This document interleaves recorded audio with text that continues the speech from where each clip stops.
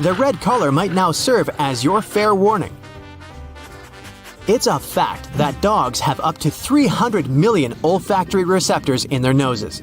Humans have roughly 6 million. It means that their sense of smell is about 50 times better than ours. The part of a dog's brain devoted to analyzing smells is about 40 times greater than ours. Dogs are attracted to new odors. There's a good chance they'd prefer a sniffing session to your offer of a belly rub. It could just annoy them. Why don't we take a look at some other things that can irritate your dog? This first one might hurt your feelings and be hard to accept. Have you ever noticed your dog freezing in terror when you go to hug it? Have you ever wondered why? Dogs just don't like it when you hug them. Research has shown you should never constrain your dog, which is exactly what happens when you hug them. If your dog comes looking for it, then okay. But otherwise, a pat on the head will be enough. None of us like returning home to find our beautiful furniture chewed to pieces, or discovering that our brand new shoes are ruined. But one thing you shouldn't do is yell at your dog, even if they chewed your favorite and most expensive shoes. Yelling just confuses the dog. Dogs may simply think you're barking at them and start wondering what's happened to its human.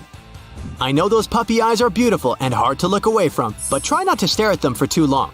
Prolonged eye contact can be another form of aggression to our loyal companions. This even applies to your own dog, who may get spooked by your serious demeanor. This is especially true with strange dogs who may be anxious or uneasy with your presence. Try to distract yourself from looking at them by simply focusing on stroking that warm, cuddly fur. What else annoys your dog? Whilst your furry friend may be perfectly okay with having extremely oversized nails, one thing they're often not okay with is their owners trying to clip them.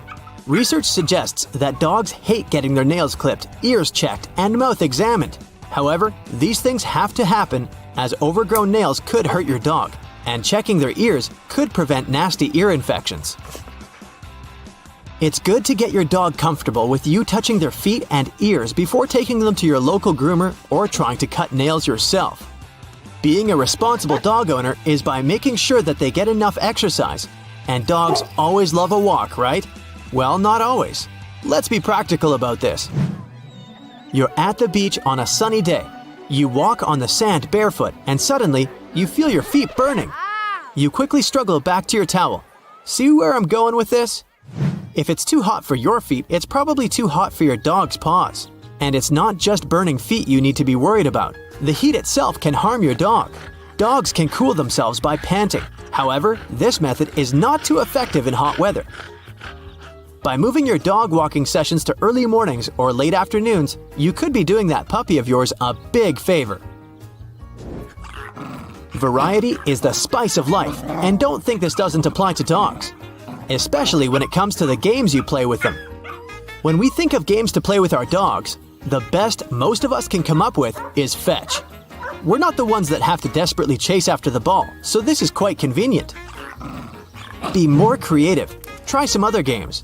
One of which is tug of war, which involves equal effort from both dog and human. Dogs love this game, and contrary to popular belief, it has no connection to aggression. Especially if you alternate between who wins each round. This game will also teach your dog a vital skill in impulse control. Games that end early will teach your dog the difference between what's acceptable and what isn't. You can also play training games with your dog. Giving your dog a treat when they look at you without being asked to will enable you to have more control over them. Although they're animals, dogs do have some traits in common with humans. Example, they won't get along with everybody, so don't try to force a dog into a friendship with another dog.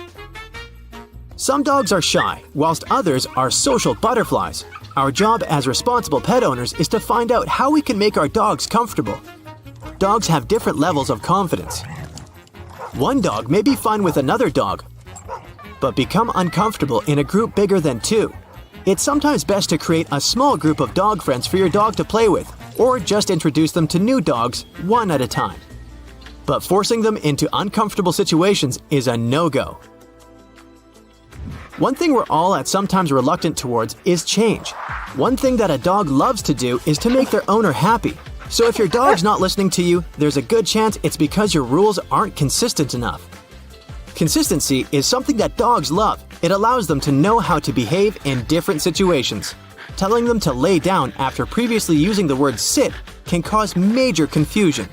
As a matter of fact, you should probably make a daily schedule for your dog. This will prevent your dog expecting a game of tug-of-war when you're trying to get ready for work. And one thing you need to put into the schedule is some time outside of the house. This will teach your dog how to behave in new environments. You can't just expect your dog to enter one of the many dog-friendly cafes that now exist and know how to be a good girl or boy. Take baby steps. If your dog becomes excited, you're moving too fast. Oh, and don't forget those yummy treats to reward your pooch for good behavior.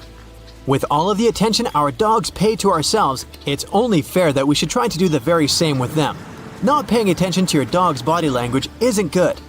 Just because they don't speak a language doesn't mean you can't tell what's going on inside their head.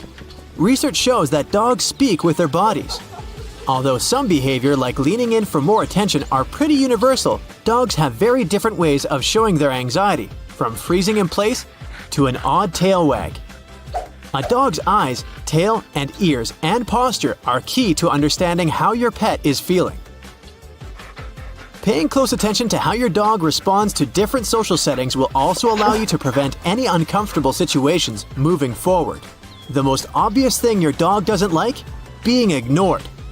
Neither dogs nor humans have the energy to play all day, but time does need to be carved out of your schedule for some one-on-one bonding. Food and shelter isn't the only thing these creatures need. This is especially true when adding a new dog to your home. Dogs may also feel left out. Please make sure the older dog doesn't feel unloved. Wait, don't tell me that life on Earth has bubbled for about 3.5 billion years, and the biggest creature we got is the blue whale? I mean, not bad, but that doesn't sound nearly as fun as those cool giant creatures you get to see in movies. Yeah, you recognize the iconic roar here. It appeared on TV, in comic books, in video games, and in cinema. I mean, come on. It even got its own star on the Hollywood Walk of Fame on its 50th birthday. So, what would it take to get good old Godzilla from the TV screen to our streets? And we're talking about the beast that's really gigantic. In the original film from 1954, Godzilla was thought to be 164 feet tall. This was the perfect height for the monster to just peer over the biggest buildings in Tokyo at the time. But as further movies came, Godzilla became bigger and bigger.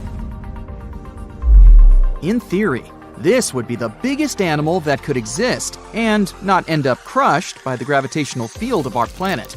Even if we're talking about some tiny Godzilla of, let's say, 14,000 tons. To take the gravitational force of our planet and carry such weight, Godzilla must have some incredibly strong bones.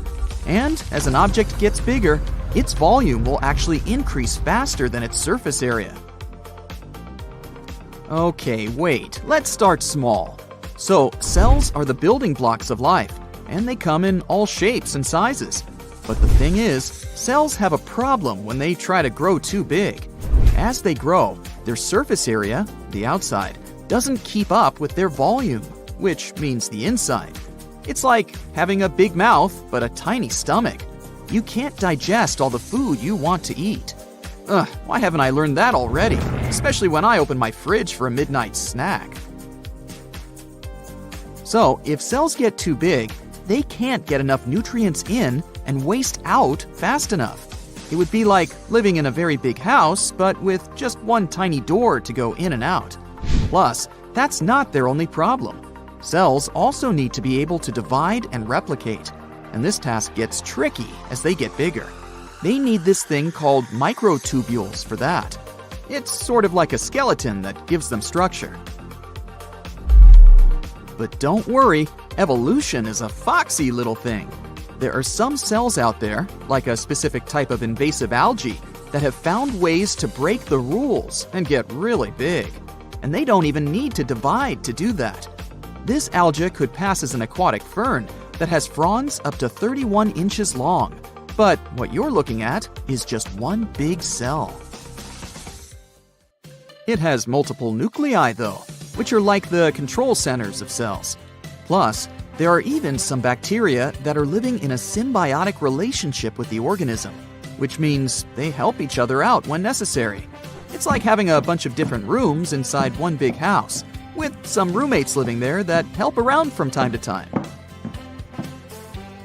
Then there's a monster alga known as the sailor's eyeball, which is like a giant ball of green slime. It can grow up to 2 inches in diameter, but is also considered to be just a single cell.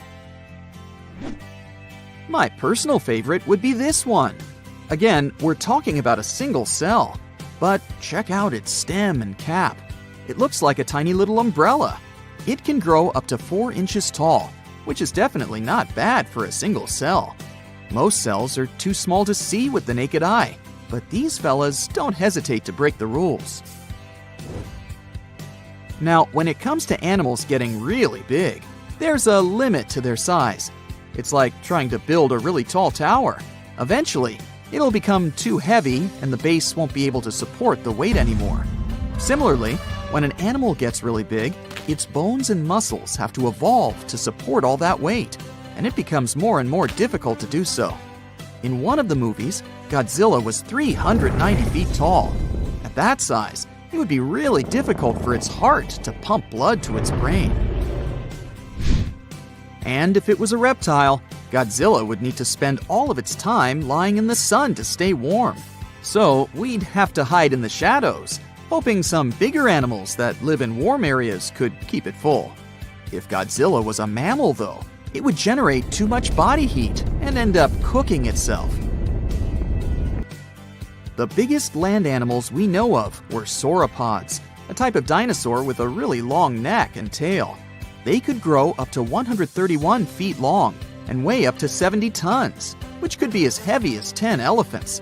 Evolution was pretty efficient when it had to come up with its body plan. Sauropods ate plants. They had a smart way of eating that allowed them to stay in one spot and still find enough food. They could move their long necks around to reach plants, so they didn't have to walk around too much or waste too much energy. Yeah, my kind of folks. That's impressive, but let's get realistic. Not many giant animals are happy to eat salad for dinner. If you had a giant beast such as Godzilla, you can expect it to go after its prey. And that becomes too hard for its body to support all that weight and perform all the necessary activities. The largest meat-eating dinosaurs were still pretty big, but not as big as the sauropods. The biggest one we know of is a fella called Spinosaurus, which was about 50 feet long. It managed to survive by eating fish and some other creatures that lived in the water. It would be so cool to have Godzilla in real life, if you have some safe basement where it won't find you, of course. But it's not likely some animal could really get bigger than our beloved sauropod.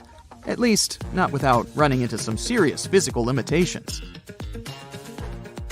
And have you ever wondered how big a plant could get? It turns out some trees have already reached amazing heights, such as the General Sherman, the largest living tree on the planet. It's more than 275 feet tall and has nearly 53,000 cubic feet of wood. It's gigantic, but still a little bit smaller than the Lindsay Creek French tree, the biggest tree ever recorded. It was a coast redwood 390 feet tall and had a volume of more than 90,000 cubic feet, which is as big as some skyscrapers. But it ain't easy for plants to get big either.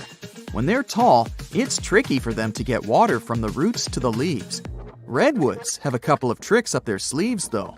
For example, they absorb moisture from fog through their leaves. Plus, they have a wide base that gives them more support. If we want to build taller buildings, we also need to think about the challenges plants face, like how to build a good base that will support the structure and transport water and nutrients. If we're not just looking for height, we can take a peek at other massive organisms on our home planet, such as Pando. This is a male aspen forest in Utah that covers 107 acres and is basically one giant organism. It weighs almost 6,000 tons and is one of the biggest organisms on Earth. Perfect salad bowl for Godzilla. I mean, plants aren't the only organisms that can grow to massive sizes. There are fungi, like the honey mushroom, that can grow into a network of tiny threads called hyphae. They tend to spread out over big areas, and it's like a pretty big underground web, connecting everything together. One specimen in Michigan covers 90 acres and weighs about 400 tons. Now that's a lot of mushrooms. The sky suddenly turns orange. All you can see as you look up are millions of butterflies. You just got lucky to witness the spectacular natural show, the annual migration of monarch butterflies. Every fall, as the days get shorter and the temperatures go down in the northeastern US and Canada, these beautiful creatures leave their summer breeding grounds. They travel up to 3,000 miles to Mexico and never come back. Their perfect overwintering ground is high in the mountains. Millions of monarch butterflies are safe there in the canopy of OML fir trees. Once the winter is over, it's time for them to go back up north. They make a stopover around Texas to mate and lay eggs on milkweed plants. A few days later, these eggs turn into caterpillars that feed on the plant until they transform into grown-up butterflies. Now, it's their turn to continue the journey up north until they find a new breeding ground. This way, generations keep changing en route, and it may take up to 5 of them to get to the final destination back in Canada. It's a natural mystery how the butterflies traveling south live up to 8 months traveling with the air currents. The same species going back completes its life cycle in 5 to 7 weeks. Scientists still don't know why the monarchs migrate and how they find their way. It could be connected with the blooming of milkweed plants, their primary food source. They probably find their way around based on the position of the sun.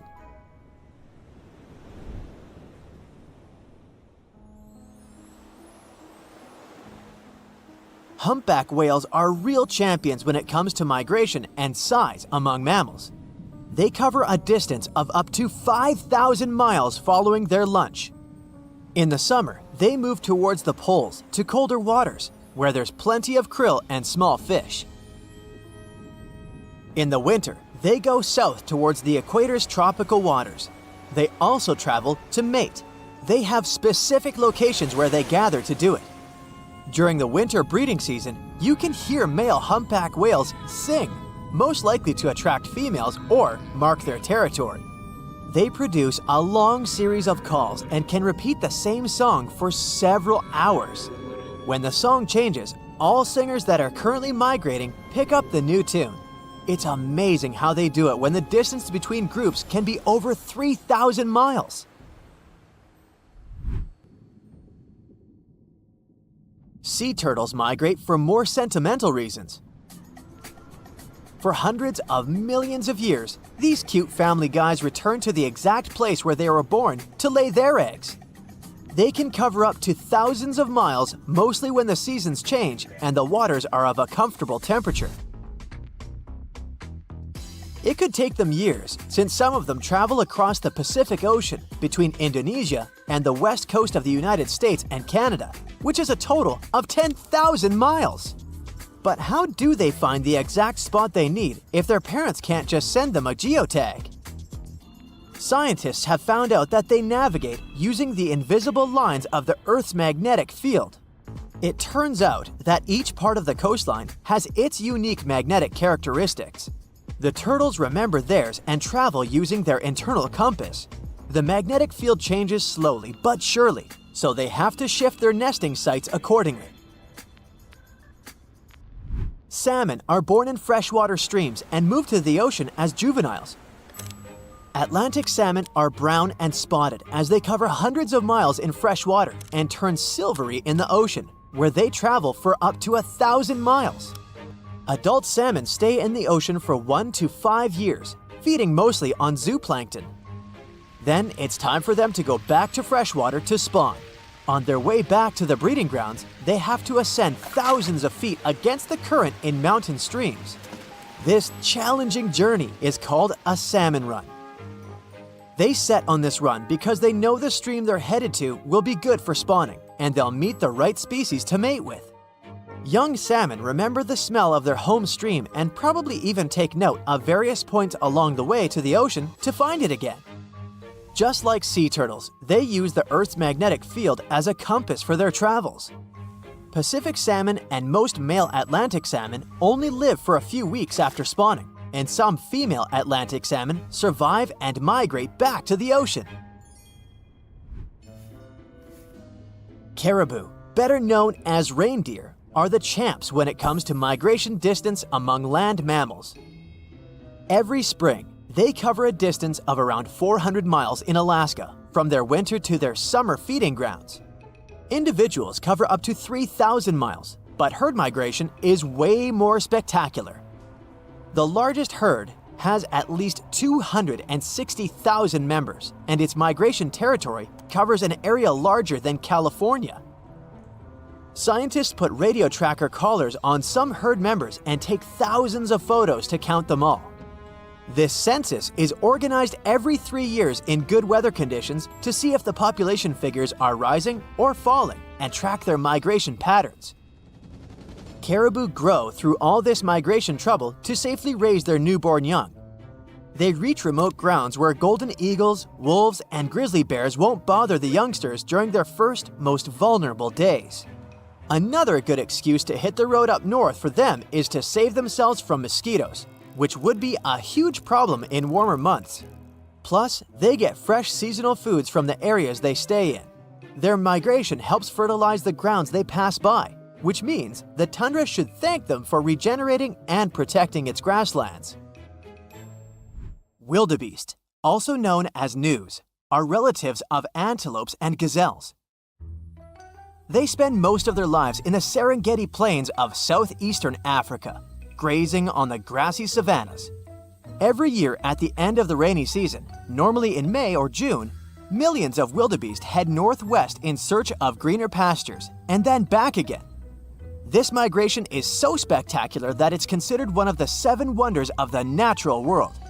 Sadly, not all wildebeest make it to their final destination, as they have to cross rivers full of giant crocodiles and pass by hungry lions and other predators.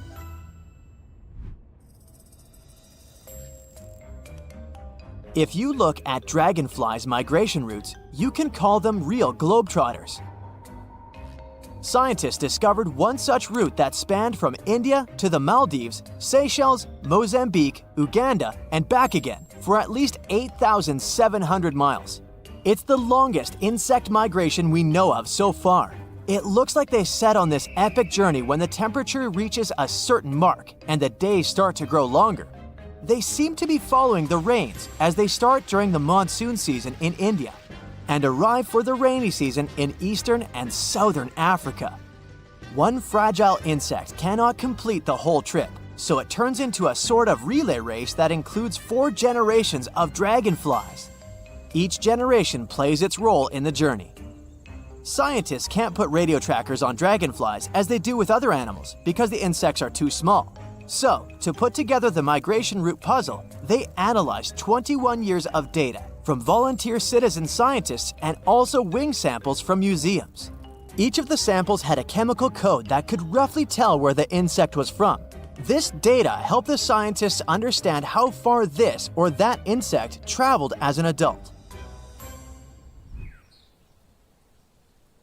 Elephants are known to have traveled across Africa for centuries. They rely on their herd leader's memory when it comes to recalling the tricky migratory routes. This big elephant boss leads everyone else to sources of ripe food and water when the seasons change. They also migrate to avoid danger, which is mostly represented by humans. Elephants have developed their own communication methods to pass on information about prospective danger. They use chemical secretions, vibrations, gestures, and touch. Recently, many African countries have restored some of the oldest elephant migration routes.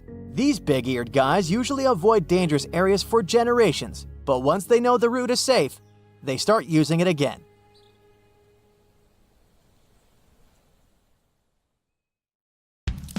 Squirrels' teeth never stop growing, but the animals wear them down by gnawing on nuts and other hard foods. The front of the rodent's teeth is actually orange. It's because they're covered in special tough enamel. Bet you're glad you don't have that to deal with. Some bird species don't mind munching on chili peppers. That's because they can't feel the heat. Peppers burn your mouth because they contain a special chemical, capsaicin, but birds don't have the taste buds needed to feel its effects. The rhino's horn is made of hair, or at least the same protein that makes up your hair and nails. This protein is called keratin. Such a horn is kinda unique since other animals have horns with a bony center. The woodpecker can peck the wood 20 times per second. This pace is almost too high for the human eye to notice. How much wood would a woodpecker peck if a woodpecker could peck wood? The number of pecks often reaches a total of 8,000 to 12,000 a day. A starfish does have eyes, one on the end of each of its arms. These eyes are light-sensitive groups of cells. Frogs don't need to drink water. Instead, they have an area known as the drinking patch. It's on their bellies and thighs. They use it to absorb water directly through the skin. Well, that could save some time. Most caterpillar species have around 4,000 muscles in their body, and almost 250 of them are in the head alone. Christmas tree worms are much more beautiful than you can imagine. But even though the pines look awesome, 2/3 of the worm's body is hidden in a calcium carbonate tube. And the point of this is, I don't have one. Narwhals' famous tusks are actually their teeth that are kind of turned inside out. These unicorns of the sea have just 2 teeth, and in males, one of them grows right through their upper lip. Unlike your teeth, this one is tough inside and sensitive and soft on the outside. The anteater doesn't have teeth, but it's not a problem. This creature has a super long tongue. This tongue helps the animal lap up more than 35,000 termites and ants every day. Well, that's one way to lick hunger. The flea can jump more than 200 times their body length.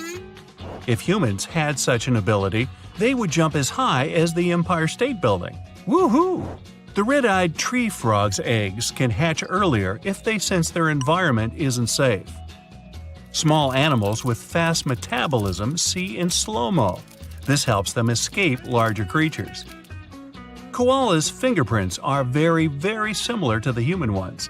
Sometimes these animals' fingerprints even get confused at crime scenes, probably in Australia. The hippo's sweat is pink and not exactly sweat. It's a reddish, oily fluid. Its function is to not cool the body, but to moisturize the skin and protect it. This fluid also functions as an antibiotic. So, you get sunburn or cut, you can smear a hippo all over you.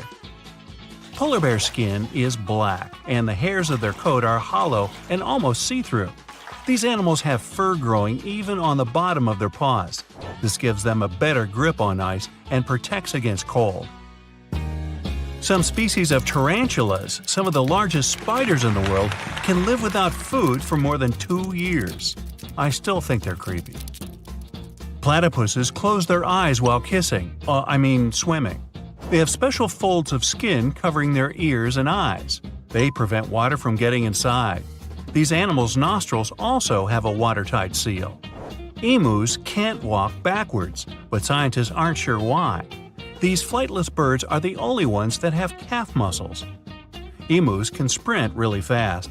They can also travel long distances, but they can't back up. Crocodiles can't move their tongue because it's attached to the mouth roof. It keeps the throat closed and protects the animal's airway. Water snakes, dolphins, whales, alligators, crocodiles, and turtles can drown. It'll happen if they stay underwater for too long. These animals can't breathe in the water. They can just hold their breath for a very long time. Only one species of birds can fly backwards. That's hummingbirds. Hey, go talk to the emu. These tiny birds can also beat their wings up to 80 times per second. Despite what elephant shrews look like, these small animals are more closely related to elephants than shrews. Maybe that's why they have their trademark trunk-like noses. Elephant shrews use them to munch on insects. True enough. Cats, as well as other felines, can't taste sweet things. They don't have the taste buds needed for that. Too bad, more for me. Flamingos can only eat with their heads upside down. That's why their lower bill is massive and their upper bill isn't fixed. Such an arrangement is perfect for upside-down feeding, but it's the opposite of what other birds have. It's not easy being pink. Tiger skin is as striped as their fur. That's all I have to say about that. When toucans sleep, they curl into pretty tight balls. These birds can turn their head so that their tail covers their head and the beak rests on the back. So yeah, they have a ball. The ostrich has some of the largest eyes in the animal kingdom. They're more massive than a bird's brain. Each eye is as big as a billiard ball. All clownfish get born male, but in some circumstances they can turn into females. This change is irreversible. Unlike most fish, when seahorses mate, they do it for life. Even cuter, when the mates travel, they move side by side and often hold on to each other's tails. The male usually gets stuck schlepping the luggage. Termites never sleep. They don't need to recharge their batteries, but they can eat 24 hours a day, 7 days a week, on your house. The sloth needs up to 2 weeks to digest its food. Hey, take your time, no hurry, nothing on the schedule. Dogs' nose prints can be used for their identification. They are similar to human fingerprints and unique for each animal.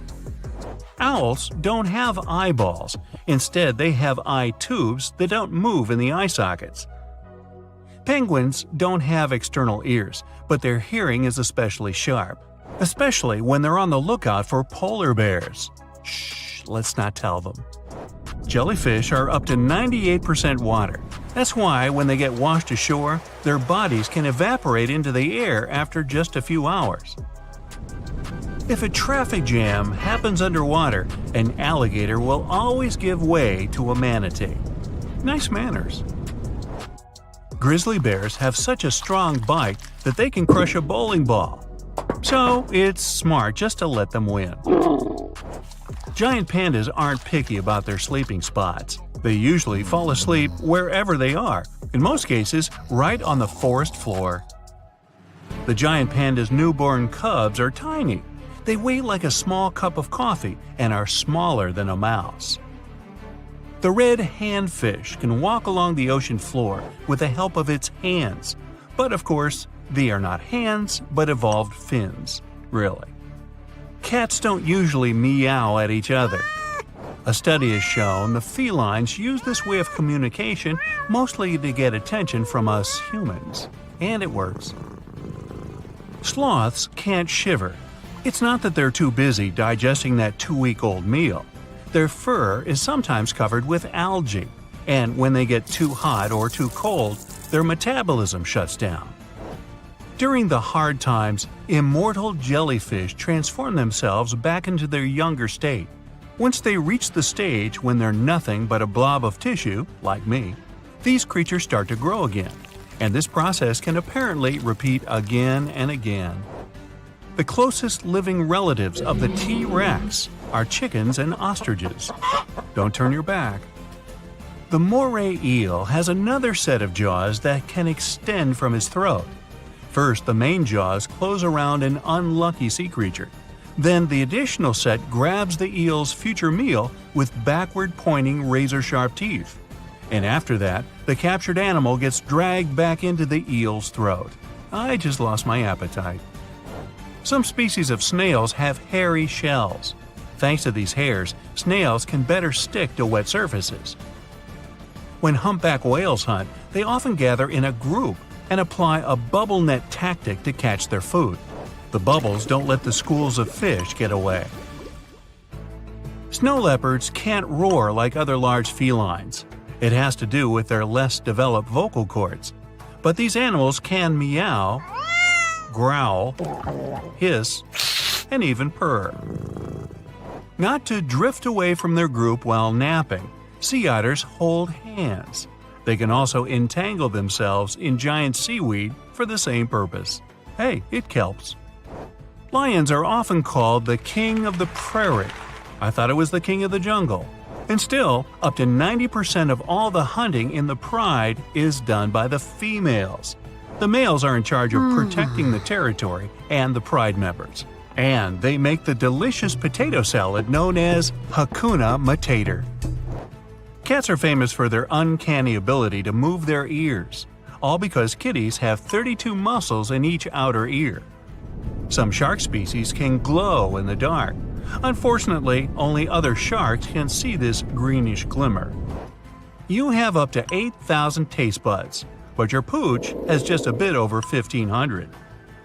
The blue jay can imitate other birds. Its favorite is a hawk's call. The blue jay uses it to scare away other birds from its territory.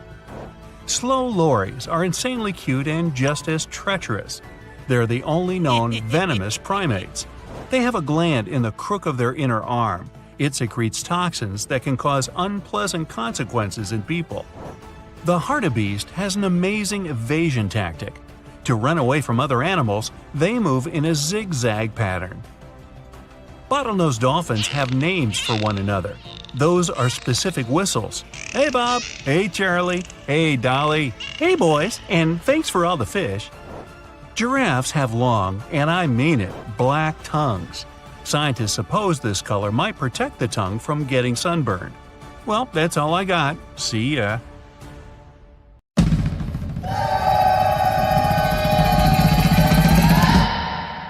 The liger is probably the most popular hybrid animal and an incredibly large cat. You won't see them in the wild. People most deliberately breed them. Lions and tigers don't even inhabit the same areas. So, a liger is a mix of a male lion and a female tiger, and they can grow to be very big in a pretty short period of time. They're actually the biggest cats in the world.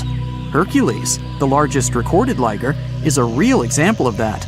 922 pounds and 10.8 feet long. Imagine taking him for a walk. Ligers are mostly way bigger than either of their parents. In most cases, they behave and look more like lions than tigers. But they have some tiger traits too. For example, striped backs, and they're crazy about swimming. The taigen. Nobody could fault you for thinking the taigen and liger are basically the same animal. I mean, they're both a combination of tigers and lions, but a taigen comes from a crossbreeding of a male tiger and a female lion. They're usually smaller than their parents, and definitely much smaller than their giant, could you call them siblings? In most cases, they inherit charming looks from their tiger fathers, but they get some interesting traits from their mother's side too. For example, love for socialization and the ability to roar. Hands down, one of the rarest hybrid animals in the world are wolfins. These fellas are a mashup of a female bottlenose dolphin and a male false killer whale. Its name might make you think differently, but a false killer whale belongs to the dolphin family. They're not even related to killer whales. Wolfins are such an interesting 50-50 mix and balance of their parents. They have dark gray skin, the perfect blend of a black false killer whale and light gray dolphin skin. Dolphins have anywhere between 80 and 100 teeth. False killer whales have 44. And their hybrid young is halfway, with 66 teeth in total. What would it look like if algae and a slug paired? No need to imagine. You have a green sea slug to check the result. It lives in salt marshes in Canada and New England. And it's possibly the weirdest hybrid creature you'll see in this video, and in general. Part plant, part animal. So, some slugs seem to have been very sneaky while stealing the genes from innocent algae that they have eaten to enable them to look like this. Since they're partially a plant, they can produce the plant pigment called chlorophyll. That means these unusual slugs can even photosynthesize. That's the process plants use to turn sunlight into energy. So they produce their own molecules that contain energy without having to eat anything at all. When scientists first discovered it, a green sea slug was the first case of a multicellular animal that's able to produce chlorophyll. What do you get when you mix a male leopard and a female lion? You get an interesting hybrid called a lepin. These animals grow to be almost as big as lions, but they still have shorter legs, similar to their father leopard. They inherit some of his other traits too, like a love for climbing and swimming. You can have a union with a male lion and a female leopard too, and the result is called a leopard. Male lions are usually around 10 feet long and weigh about 500 pounds. The female leopard is way smaller, only 5 feet long, with a weight of about 80 pounds.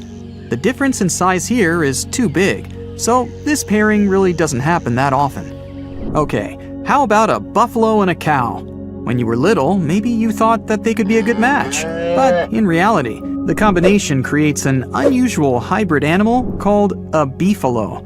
Not many types of hybrid animals can reproduce on their own, but a beefalo can do it.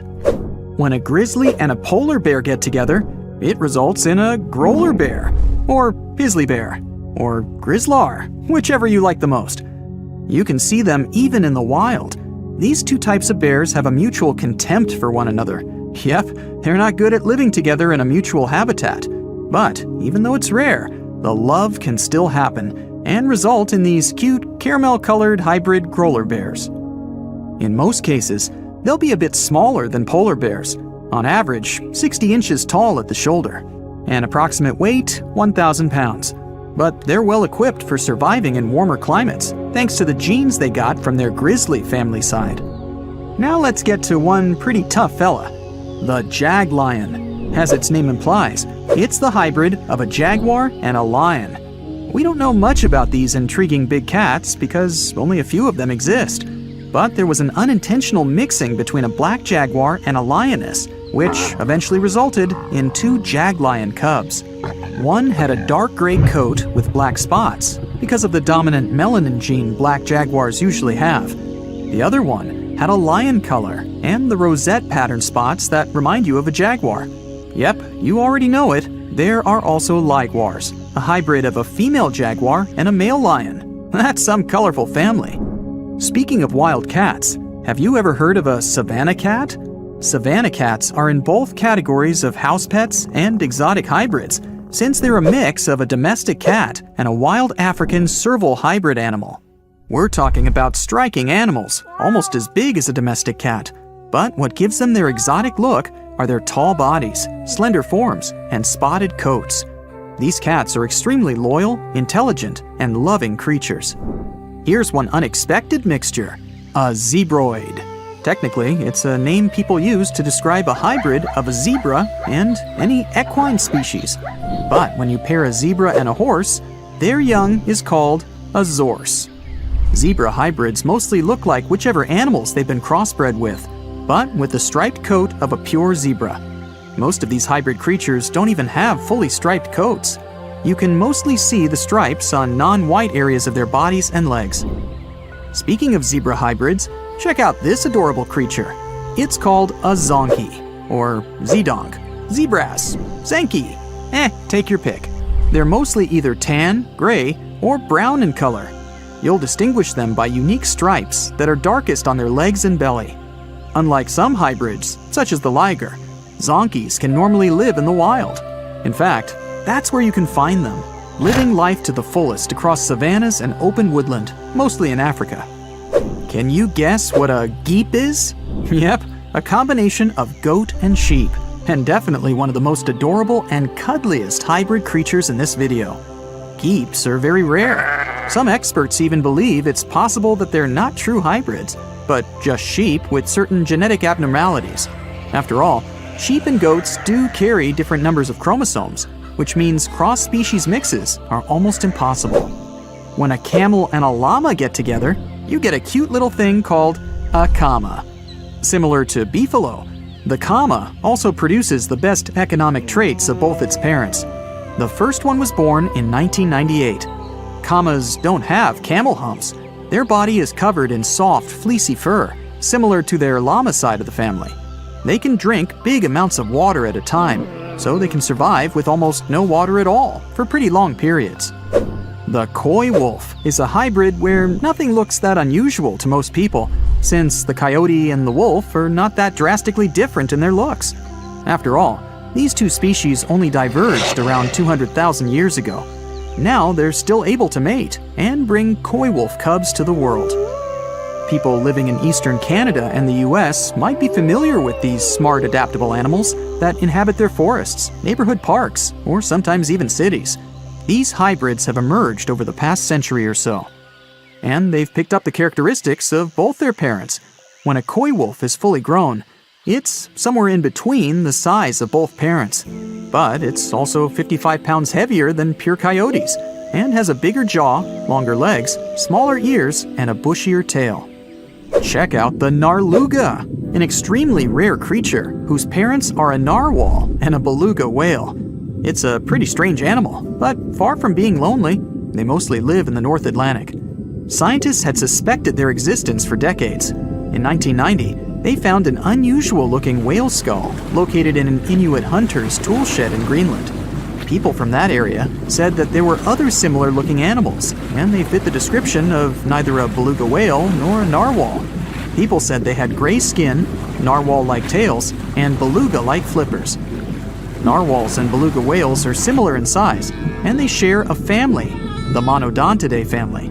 So it may not even be that surprising that they're able to successfully breed in the wild.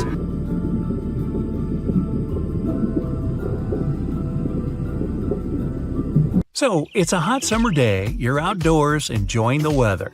You want to lie in the cool grass somewhere in the shade just to relax, but ew, looks like someone spat there, but it's actually a spittlebug's house. These guys sip a lot of watery sap from the plants, and when they process it, it forms a lot of bubbles, not less than 150 times their body mass daily. All these bubbles form a cocoon where young insects can grow safely. No bird or animal wants to eat this cocoon because it tastes bitter, as if you licked a Nintendo cartridge. Not so fast, cheetah. Apparently, Dracula ant is the world's fastest animal, and the vampires in the ant world. They definitely win any burger-eating contest since they're able to snap their jaws 5,000 times faster than your eye can blink. To understand how fast the Dracula ant is, you gotta make a video of his jaws chomping at 480,000 frames per second. At this speed, you'll see the ant slowly moving its mandibles. They don't run, but their mouths are rapid, and they move those jaws so fast they even bend while snapping together. Now, people can do that too, snapping our fingers so that they bend. The darkest animal out there is the Yosemite chicken. Not only these guys have black feathers, eyes, and claws, they also have black bones. The color is bluish-black, and it is deep. If you ever try those chicken wings, they'll look as if someone had marinated them in blackberry juice or squid ink. They say Marco Polo was the first to have discovered these odd or charming roosters. Back in 1298, the explorer wrote about a breed of chickens that were as black as cats and laid the best eggs. This freshwater fish has been around since the beginning of the 20th century and probably remembers good old times with black and white and even silent movies. One big-mouthed buffalo made it till 112 years old. Still, the world's oldest creatures live in the sea. There are deep-sea sponges that are 11,000 years old, and they're safe and sound. This fish has incredible gills, which lets it hold its breath for over 4 minutes. Meet the coffin fish, a weird-looking but tough animal. They're also famous as sea toads. They actually look much more like toads, not classic fish with fins and scales. They can also inflate because of the seawater they gulp, so they expand just like a balloon. In fact, this super ability lets this fish hold its breath for several minutes because they actually get the oxygen from the water they keep inside. But the absolute champion is the human. The world's champion can survive holding the breath for over 20 minutes. There are some animals that make their own clothes. Sponge crabs make a sort of hat from sponges to protect them from underwater bad guys. To figure out how the crabs decided on their outfit, researchers gave them some foam sponges that were different in sizes. The bigger the crab is, the bigger the sponge it chooses. They use various techniques to get this perfect shape, starting from cutting out a small hole for the head, and then they see if the size fits them. If they're good to go, they continue to cut and dig into that sponge until it becomes a perfect hat. Recently, researchers have spotted a moth that would drink birds' tears while they sleep. So far, there were only 3 registered cases of animals feeding on other animals' tears. These were some Amazon butterflies, solitary bees, and moths. Their regular diet mostly includes nectar, but it does lack essential salts that aren't that easy to find elsewhere. Not only do they drink birds' tears, they also drink turtles' tears, crocodiles' tears, and those of many mammals found in the Amazon jungle. Really? Crocodile tears? Some sea dwellers can emit red light. For example, the stoplight loosejaw fish uses it to catch dinner. Shrimps don't see the red light, so the loosejaw fish can spot any red shrimp emitting pulses of red light and catches it without scaring the dinner away. Mammals can glow too. A flying squirrel glows under UV light, emitting pink light. It happens because they're able to absorb light and emit it back in another wavelength. The platypus may not have the largest cheek pouches, but they're definitely the weirdest. They keep gravel inside those pouches to help mash the food they normally eat: worms, shellfish, snails. These guys are toothless, so gravel comes in handy when it comes to chewing the food. It works just like a blender. Ooh, makes you wonder what they use for the mouthwash, huh? Now, if humans had the same incredible cheeks just like chipmunks have, we'd be able to transport our groceries right in our mouths. In fact, chipmunks can transport something as large as themselves in their oversized mouth luggage sections. Hamsters have the same superpower too, and can even carry their young in the mouth in case of the need to run away. A baby carrot, which seems tiny for a human but significantly large for a hamster, can disappear without a trace in between those huge cheeks. The Mariana snailfish, which logically lives in the Mariana Trench, is relatively small. It's as large as 2 medium candy bars. Despite the size, they can easily withstand the pressure that equals 1,600 elephants standing on it. This fish has a unique body structure. For example, it has some gaps in the skull. If their skull was uniform and had no holes, it would never withstand the pressure in the depths of the Mariana Trench.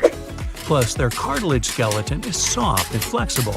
They also have no actual eyes, but they really don't need them since they live in complete darkness in the world's deepest trench.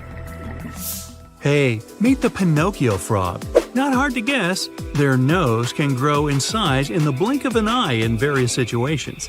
Whenever they feel danger coming, it gets larger. When these frogs are calm and feel safe, it goes back to normal. It may also elongate when they want to attract mates, and probably when they croak a lot. Haha, just kidding. Do you enjoy it when it rains? You probably grab a cup of hot chocolate, cover yourself up with a blanket, and sit on the windowsill, looking at the drops dripping down the window. If you like it, you're definitely not a Myanmar snub-nosed monkey that's been recently discovered, guess where, in Myanmar. Their nostrils are so upturned and exposed to the outer world that they sneeze every time it rains. But if you were in a choir, you have something in common. Snub-nosed monkeys like singing together. Amazon pink river dolphins aren't born pink. Their young are always gray, but the older they get, the pinker they turn. It's like people having wrinkles when they age, and these guys simply get a different color. Hey, I'd like to get a little pink instead of those smile lines. You'd certainly love to be a termite because of their crazy sleep schedule.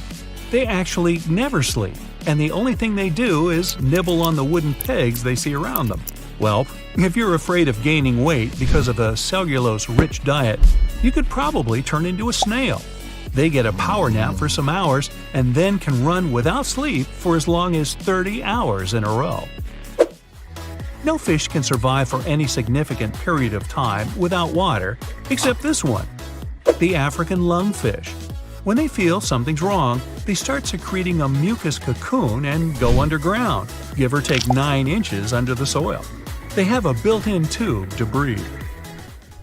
Mountain stoneweeds, native to New Zealand, aren't afraid of drastic temperature changes. Their blood contains a special protein that doesn't let their blood crystallize in case of extreme temperatures. They tolerate any cold better than polar bears and even penguins, who live in the officially world's coldest place, Antarctica. Ring-tailed lemurs have one of the craziest ways of conflict resolution. They have stink fights. Taking into account the average number of lemurs in a group, about 20 or 30 animals, you'll see there's a lot of competition. Their scent glands are on their wrists and shoulders. Those on the wrists are harmless. The odor they produce is quite volatile. Those on the shoulders are nasty and produce brown, funky-smelling paste that would outlast any perfume.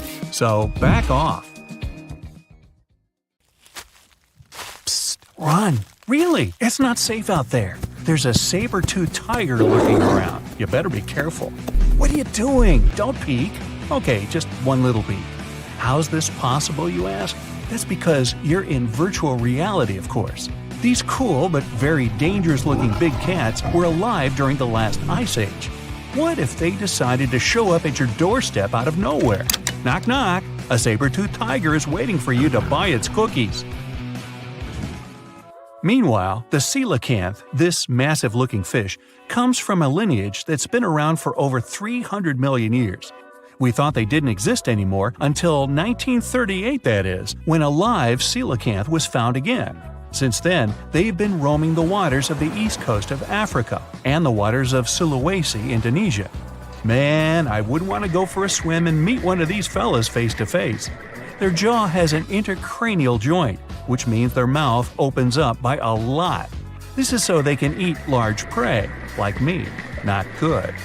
They're huge, too. Imagine a fish that's as long as you're tall and weighing as much as an average human. The takahe, a flightless bird, was thought to be gone in the year 1898. They're very cute, small and multicolored, usually not taller than your knee. But picture this. You're out for a hike in the Murchison Mountains. Looking around, you spot the bird you thought was extinct. But there they are, as happy as ever, surviving and chilling. Whole colonies of takahes was indeed found just 50 years after they were pronounced extinct. Good job, tiny little birds.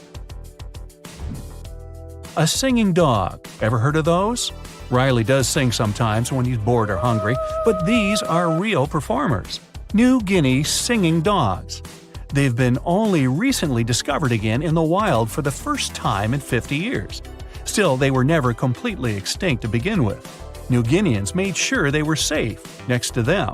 But in the wild, very rare and hard to catch a sight of. Look, there goes one.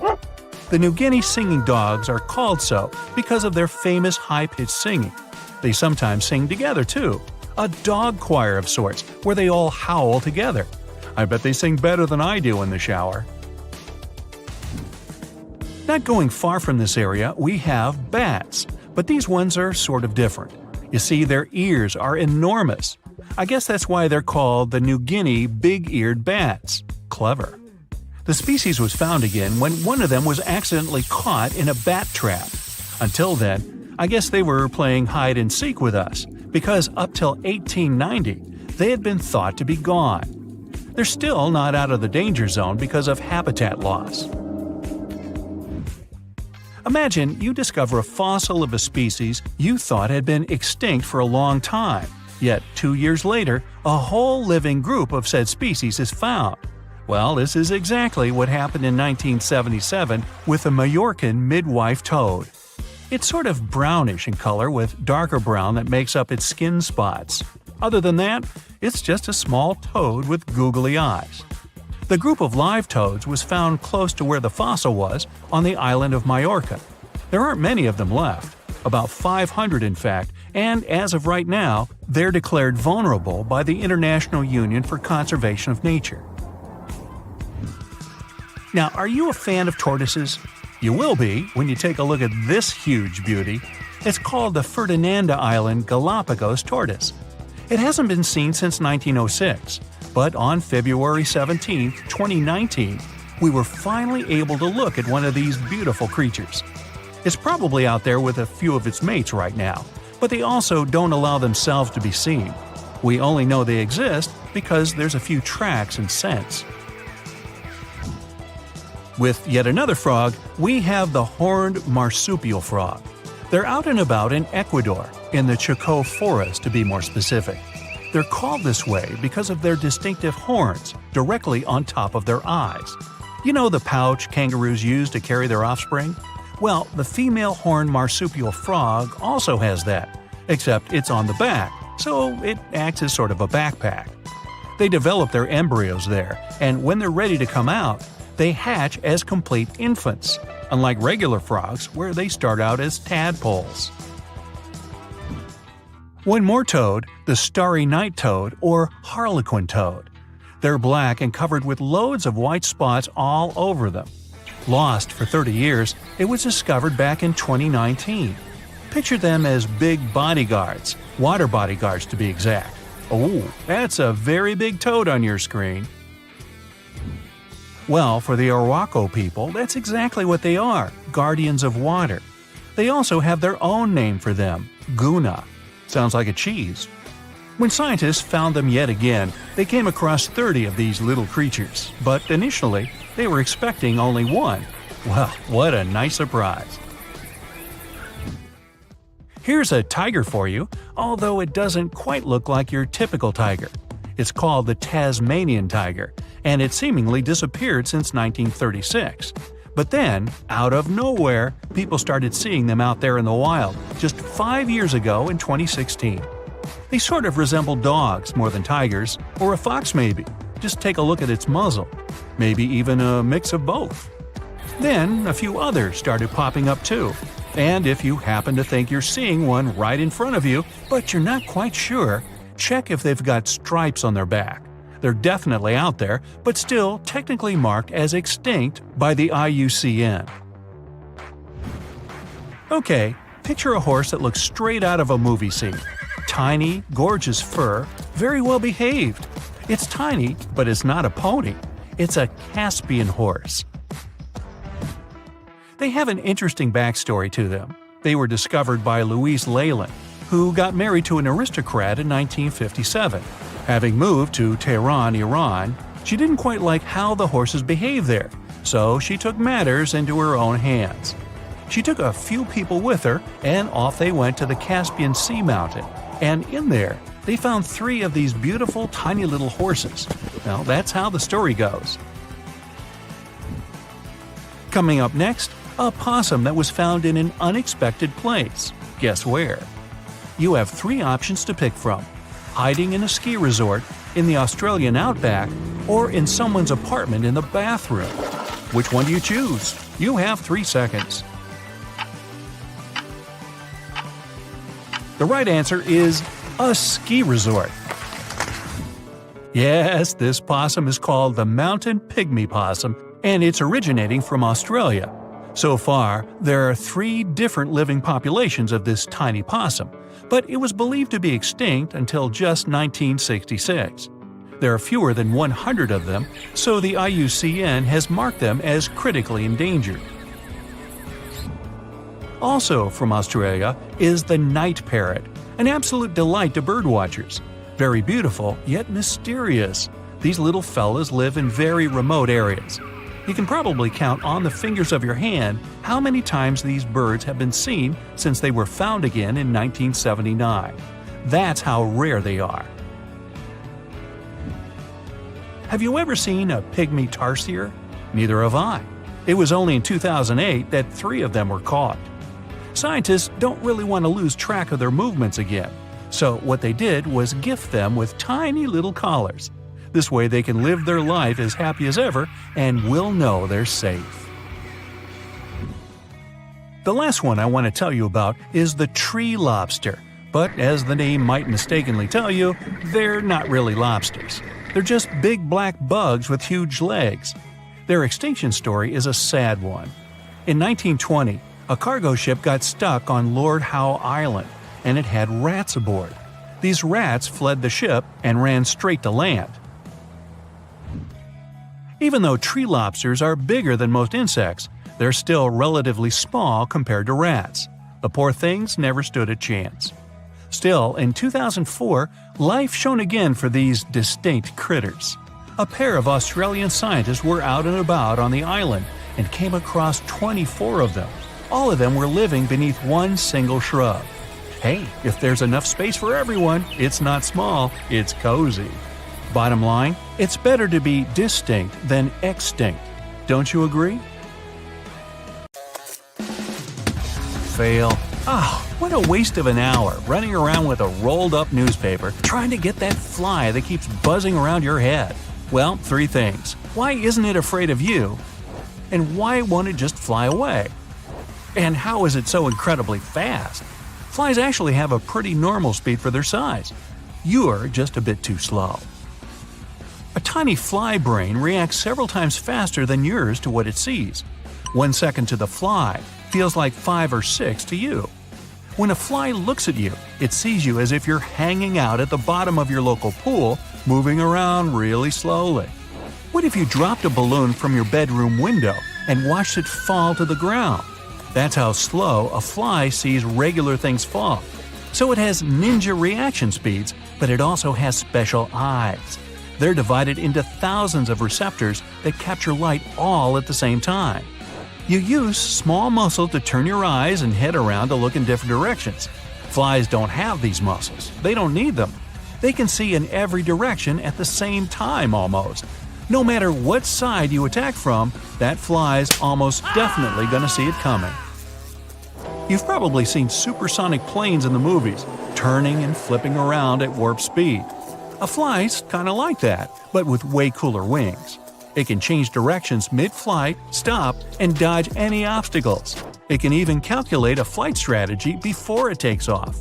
Well, this time you're really gonna swat that fly. As you raise your rolled-up paper, the insect's brain calculates where it's gonna land. The fly immediately puts its body in the perfect position, ready to perform an evasive maneuver.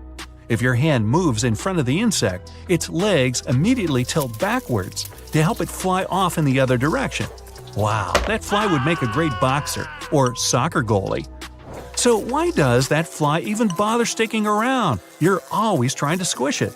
Well, because your body is a 5-star feast and your skin is the buffet table with row upon row of tasty treats. As you move about your day, your skin releases sweat, proteins, carbs, salt, sugar, and all other chemicals that flies are crazy about.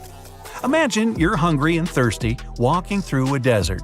You come over a tall sand dune and see it. Free food! Tables of fruit, candy, sandwiches, and the world's biggest soda fountain. The bouncer looks big, tough, round. It's a giant slow turtle. Now you know why the fly sticks around. You're the turtle. You actually do have a chance to get that fly, but it's still going to get away 8 times out of 10. Say a fly sitting on your kitchen table. Here's what you do. You need to aim a few inches in front of where you think it's going to fly to. The fly brain will think you're aiming right at it, so you can actually outwit the fly and take it by surprise. The problem? It's really hard to predict the fly's escape route. So you're too slow. How about calling in some backup? Meet the tiger beetle. Speed 8 feet per second. It can't fly, but that doesn't matter. This beetle runs so fast, it loses the ability to see while it's moving. It aims itself at a target and then runs. It's not a ninja like the fly, and it can't change directions mid-sprint. It has to stop before each run. You walk at around 4.5 feet per second, so the beetle goes like twice your speed. But for its size, it's incredibly fast. It runs 125 lengths of its body in 1 second. Now, say you're 6 feet tall. You have to run 750 feet in 1 second. As long as it's on the same surface as that pesky fly, the fly doesn't stand a chance. Or maybe it's time to call in air support. The dragonfly is the fastest flying insect in the world. This little creature can reach 35 miles per hour. That's faster than you riding your bike down a steep hill. The dragonfly's wings also allow it to fly back, right, left, up and down, just like a helicopter. Doesn't matter how fast the fly moves, it's pretty much game over. Flies, dragonflies, and tiger beetles are fast because they don't want to spend a lot of extra time out in the open. There are a lot of hungry creatures around.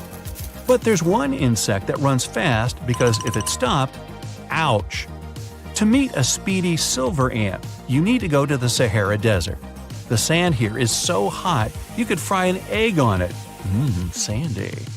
That's why the silver ant speeds at around 2.5 feet per second. It doesn't want to burn its feet.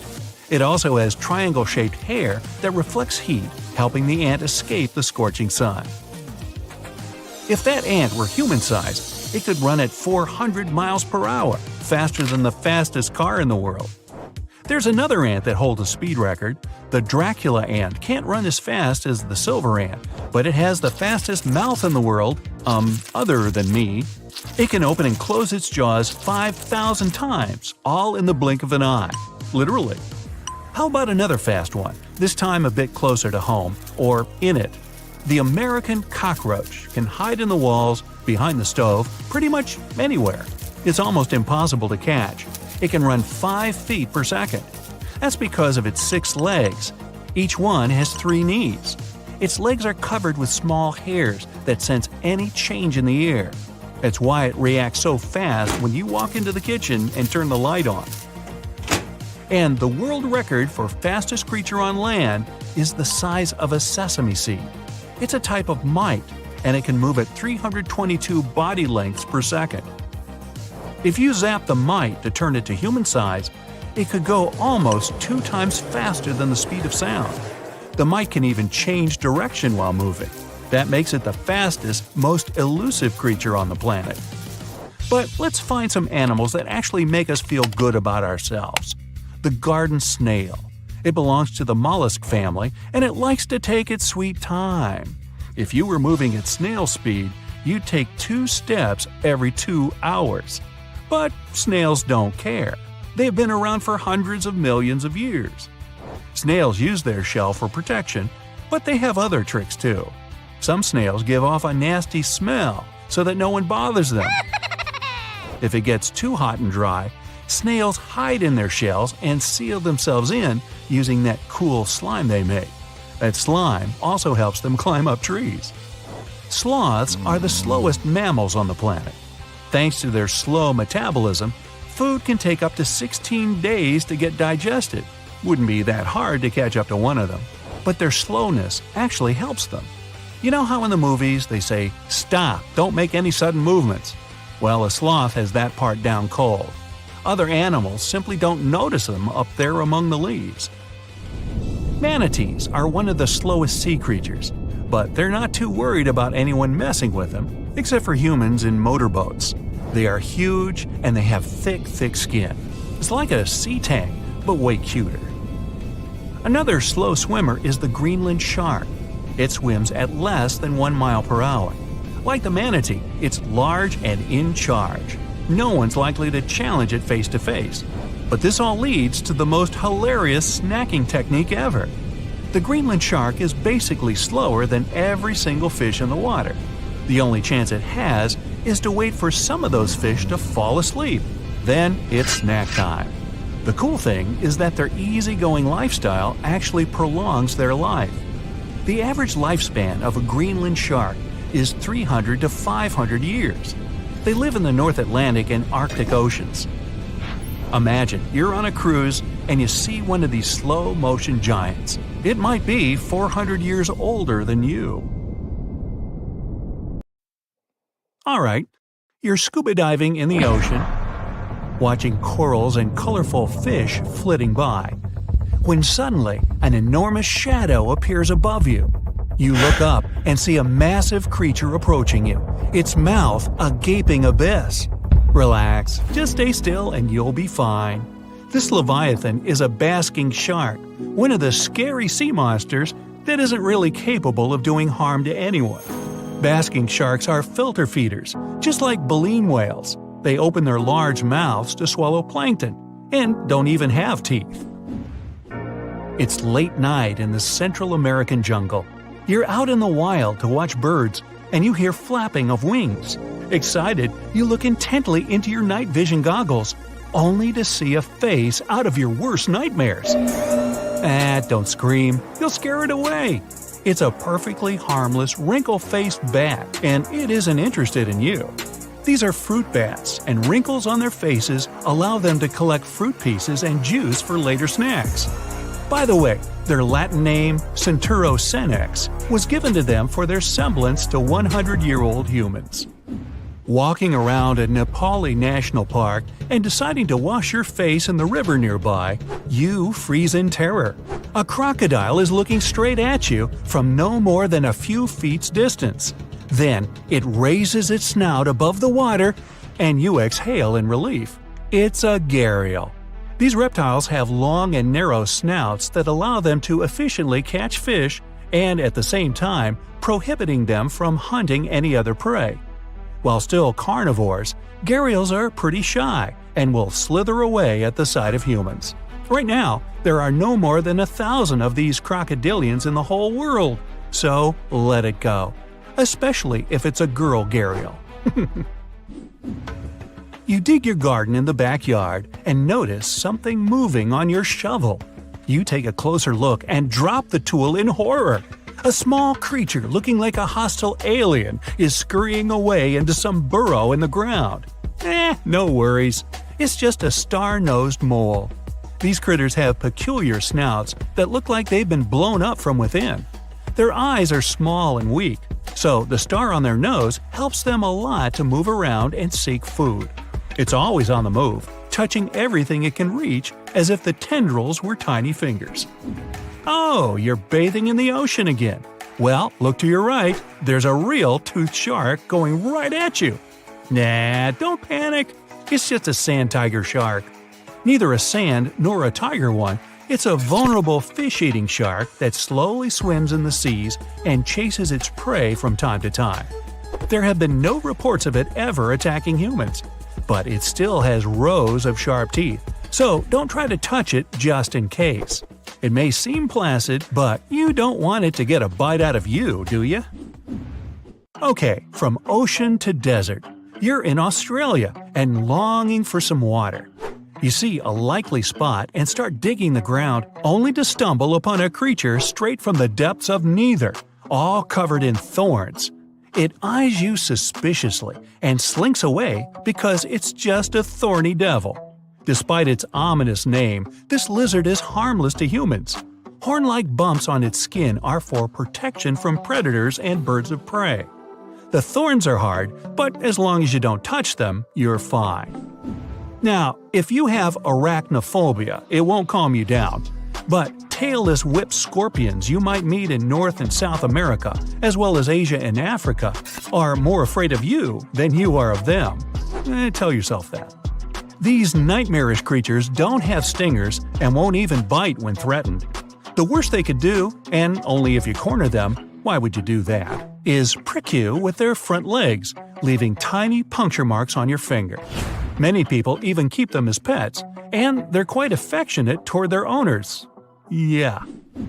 If you ever stumble upon a burrow from which a hairless, big-toothed creature is peeking at you, just don't mind it and let it be. Naked mole rats are the sphinx cats among rodents. They're close relatives of mole rats, but, well, naked. And they're fascinating in their own right, too. Thanks to living entirely underground, they're almost totally cold-blooded, but can conform to any temperature outside. And their flappy, wrinkled skin doesn't feel any pain at all. So pins and prickles, as well as sharp teeth, don't scare naked mole rats. You're once again lost in the jungle, this time on Madagascar. Poor you. The night has fallen and you seek shelter. But when you think you've found a suitable tree to build a lean-to, you freeze in terror. A black, long-fingered hand appears on a tree branch right above you, and two huge yellow eyes are staring you down. Then you see a shaggy face and realize it's just a lemur, an aye-aye more precisely. This creature is native to Madagascar and only goes out at night, so you're lucky to see it. It fulfills a role of a woodpecker in tropical forests. It knocks on tree trunks to find bugs and uses its long, wizened fingers to reach inside. Tired of being scared, you seek your way home, but your horrors aren't over yet.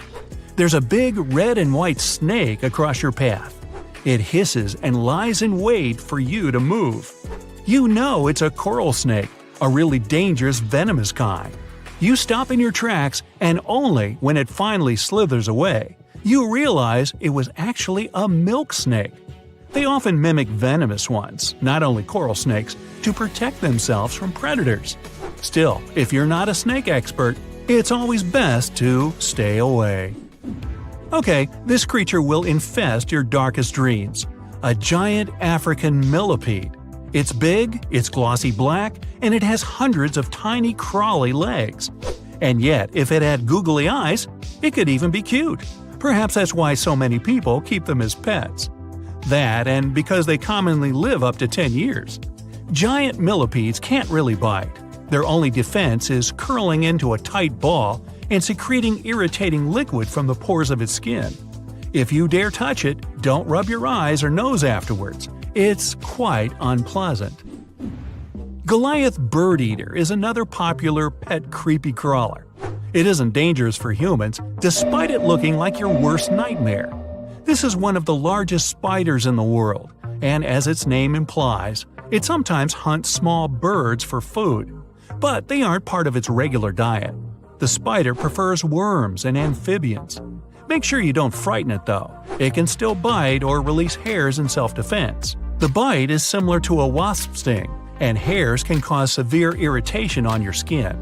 But mostly, this gentle giant is just shy and will crawl away at the sight of you. Oh dear, there's another snake approaching you, and fast! You're about to turn and run when you see a hulking 8-legged form cutting into the snake's path and leaping on it. It's another arachnid, and it looks even more terrifying than the snake. It's a camel spider. Not really a spider, nor a scorpion. These creatures belong to a separate family. They became the stuff of many urban legends, but in fact, they don't even have any venom.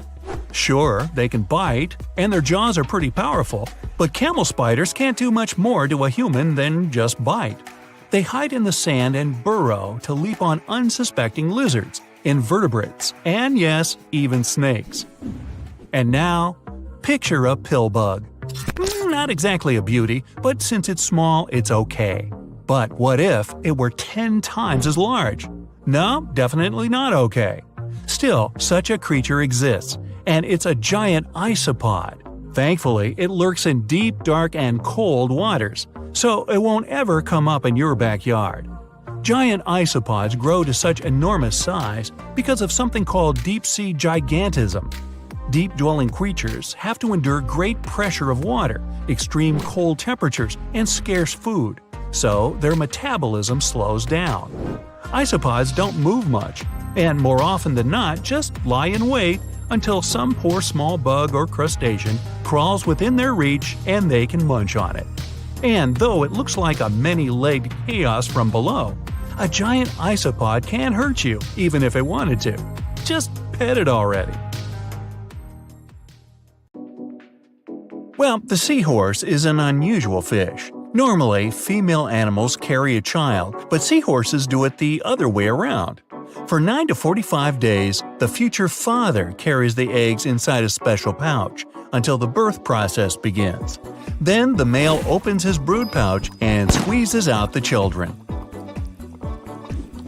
The female anaconda finds the deepest puddle and spends her pregnancy in it. She will starve for about 7 months while pregnant. Then she will give birth to 40 children that make up 30% of her body weight. Her babies are completely independent and will explore the world around them. The Suriname toad looks like a normal toad but is totally flat.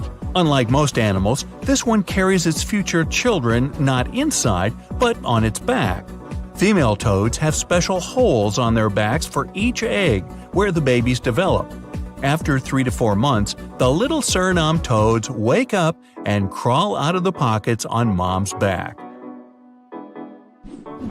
Kangaroos are born just 1 month after conception, but they're not yet ready for life in the outside world. Newborn kangaroos are smaller than an inch. These tiny creatures crawl into their mom's pouch using their front legs. After 195 days, the kangaroo grows big and strong enough to leave the pouch. Sea urchins lay more than 2 million eggs, but not all survive. Male and female urchins throw something like a cloud into the water, which contains the future offspring. In the next few hours, if the egg cloud is not eaten by other sea creatures, the eggs will turn into a ball with microscopic hairs and then form a skeleton. At this point, they're ready for their own reproduction.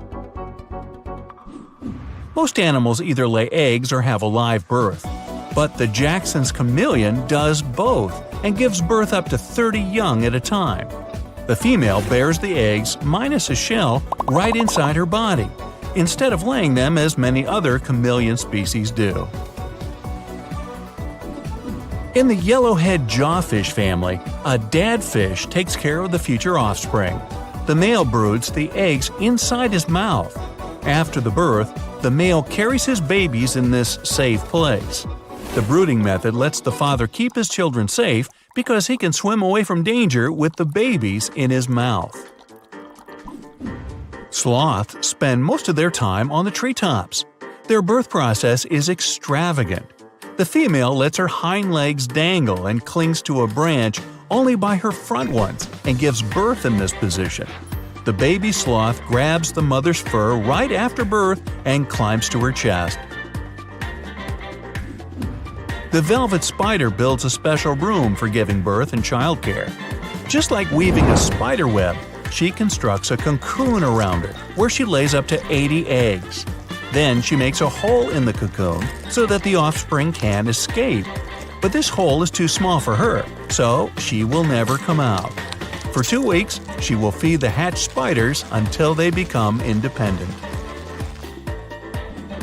Whales, the biggest mammals in the animal kingdom, give birth underwater, so their babies have to rise all the way up to the surface to take their first breath.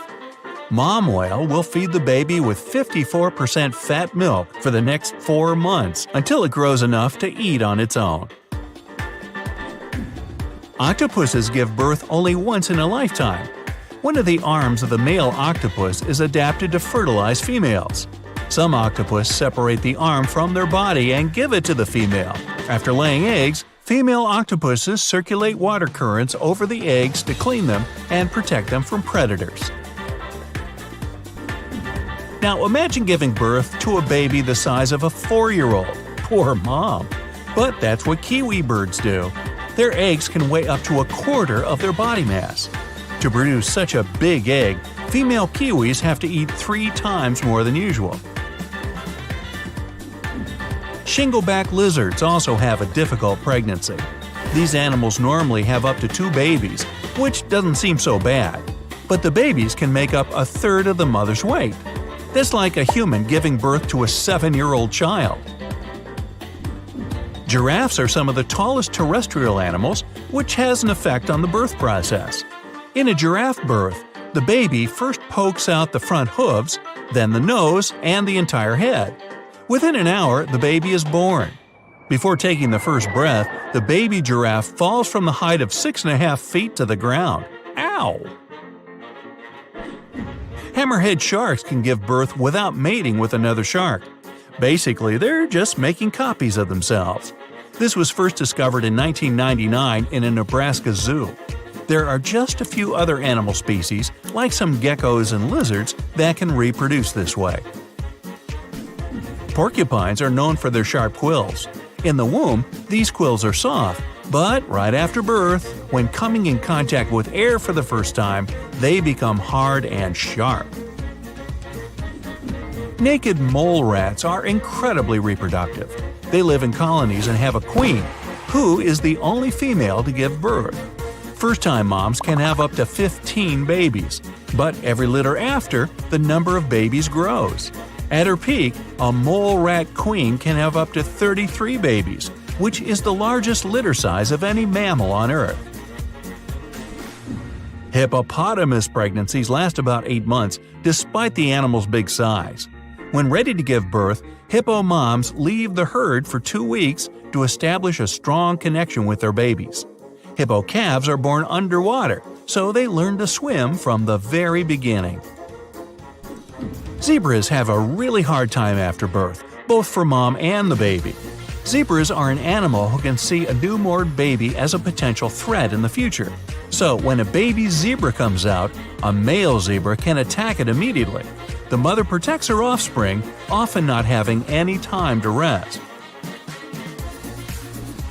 Elephants have the longest gestation period of all mammals, lasting more than 18 months. Though they live up to 70 years, most elephants won't have more than 4 babies. When the elephant mom is ready to give birth, other elephants from the herd form a protective circle around her until she delivers the baby. At birth, they can weigh up to 260 pounds. To protect them from predators, barnacle geese lay eggs on a cliff at 400 feet, which is the height of a 36-story building. When the eggs hatch, the little chicks face a problem. There's no food nearby because they're on a rock. So, at just a few days old, they jump off the cliff and try to make a soft landing. Although marine iguanas don't have to leap off a cliff, they're also in a hurry soon after they're born. Female marine iguanas lay eggs in an underground cave that they dig. This is a safe place to hide from predators, but sooner or later the baby iguanas come out of these caves to eat. And this is the moment when snakes start to hunt them. The fastest and strongest iguanas survive to enjoy the food. A sandwich before bedtime will lower the quality of your sleep. Any late-night meal increases metabolism and body temperature. It activates the activity of the brain. An active brain at night leads to a lot of nightmares. Technically, it's possible to say that there's still a lot of dinos on our planet. Birds are actually the only surviving dinosaurs. They evolved from theropods, the dinosaurs that ran on 2 legs. Yep, T-Rex is a distant relative of chickens, ostriches, and even hummingbirds. A phone is 10 times dirtier than a toilet handle. Also, beware of office tables since they have hundreds of times more bacteria per square inch than office toilet seats. Yikes! Ants can actually take over the world. Argentinian ants have built colonies in every part of the planet except Antarctica. Insects from different colonies are on good terms and never have conflicts. In reality, flamingos are white. The bird turns pink due to beta-carotene. This pigment is found in the algae and the shrimp that it feeds on. You can change your skin color too. If you eat a lot of carrots, your skin will turn slightly orange. This will happen because of the high beta-carotene content in the vegetable. Hypothetically, you can see the past. When you look into the starry sky, you're looking into the past. When the sun disappears, we know about it only after 8 minutes. This is how long it takes the light to reach the Earth. Scientists from Japan played audio recordings for cats to prove they're truly dismissive. In those recordings, the owners of the cats called them by their names. Cats' pupils dilated. The animals moved their tails, legs, or ears. Cats heard people, but rarely responded. It's all about evolution. Cats came to people because they were attracted by mice that ate grains. They lived close to people, but were never tamed. Trees have their own underground sort of internet. The roots of 90% of trees are interconnected by mycelium filaments. Trees exchange information and nutrients through them. They warn each other about danger and fight parasites together. Trillions of microorganisms live inside you. They make up 3% of your body weight and weigh up to 6 pounds. Microorganisms play a very important role. They help with digestion, absorb nutrients, and do many other things we never notice. In comparison with microorganisms, there are really few people on our planet. A teaspoon of soil contains more living organisms than there are humans on the planet Earth. Human memory has a limit. Scientists estimate that your brain can memorize 2.5 million gigabytes of data. To use up all the memory limits, you need to upload a 300-year-long high-quality video right into your memory. People have mined 200,000 tons of gold throughout history, of which about 2/3 have been mined since the 1950s. If we made a cube out of all this metal, it would be 70 feet high and wide. Recent data from scientists confirmed the myth that in the Earth's core, there are huge reserves of gold. The metal is enough to cover all the planet, and people might have gold up to their knees. The problem is, we just can't mine it from there. Scientists used to believe that there were 400 billion trees growing on Earth, but there are over 300 trillion of them. or 420 trees per person. There are more trees on Earth than there are stars in the Milky Way galaxy. The desert and cold Wrangel Island was the last place where mammoths lived. These giant animals disappeared about 4,000 years ago. By this time, the Great Pyramid at Giza had been around for only 500 years. Archaeologists have found pots of honey that are 3,000 years old in Egypt. It didn't go off and turned out to be edible. It's possibly because of the chemical composition of honey. Bacteria and insects that can spoil honey can't live in it. You're actually drinking the water that dinosaurs drank. The water on our planet is the same as it was billions of years ago. Only a small portion of the liquid has evaporated. By the way, scientists still don't know exactly where the water came from. We have a detailed map of the Moon and Mars. Still, over 80% of the Earth's ocean is unmapped and unexplored. We can't study the oceans properly because of pressure, cold, and lack of light underneath billions of tons of water. The myth that you can't put hot food in the fridge is not true. There's only one rule to follow. Food should be divided into small portions and placed into separate containers, preferably shallow for quicker cooling in the refrigerator. This way, you'll preserve both your food and your fridge. On Earth, there are biologically immortal creatures. It's a transparent jellyfish called Turritopsis dohrnii. When it reaches maturity, it sinks to the bottom and turns into a polyp. From a polyp, the creature again turns into a jellyfish. The number of rebirths is unlimited. You can actually break a glass with your voice, but it's quite hard. The volume of your scream must be at least 105 decibels, and it must last about 2 to 3 seconds. The jackhammer works at a volume of 90 decibels. Sailors from all over the world talked about the giant squid they met on their voyages. For many years, scientists considered monsters with long tentacles to be a myth. But in 2004, the first photo of a squid was taken.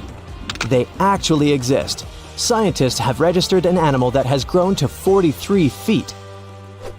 Your nose and ears get bigger every year. This isn't due to an increase in size, but due to gravity. With age, the cartilage of the nose and ears weaken. Because of this, they sag and appear larger. The Kepler Space Telescope expedition confirmed that Earth isn't unique.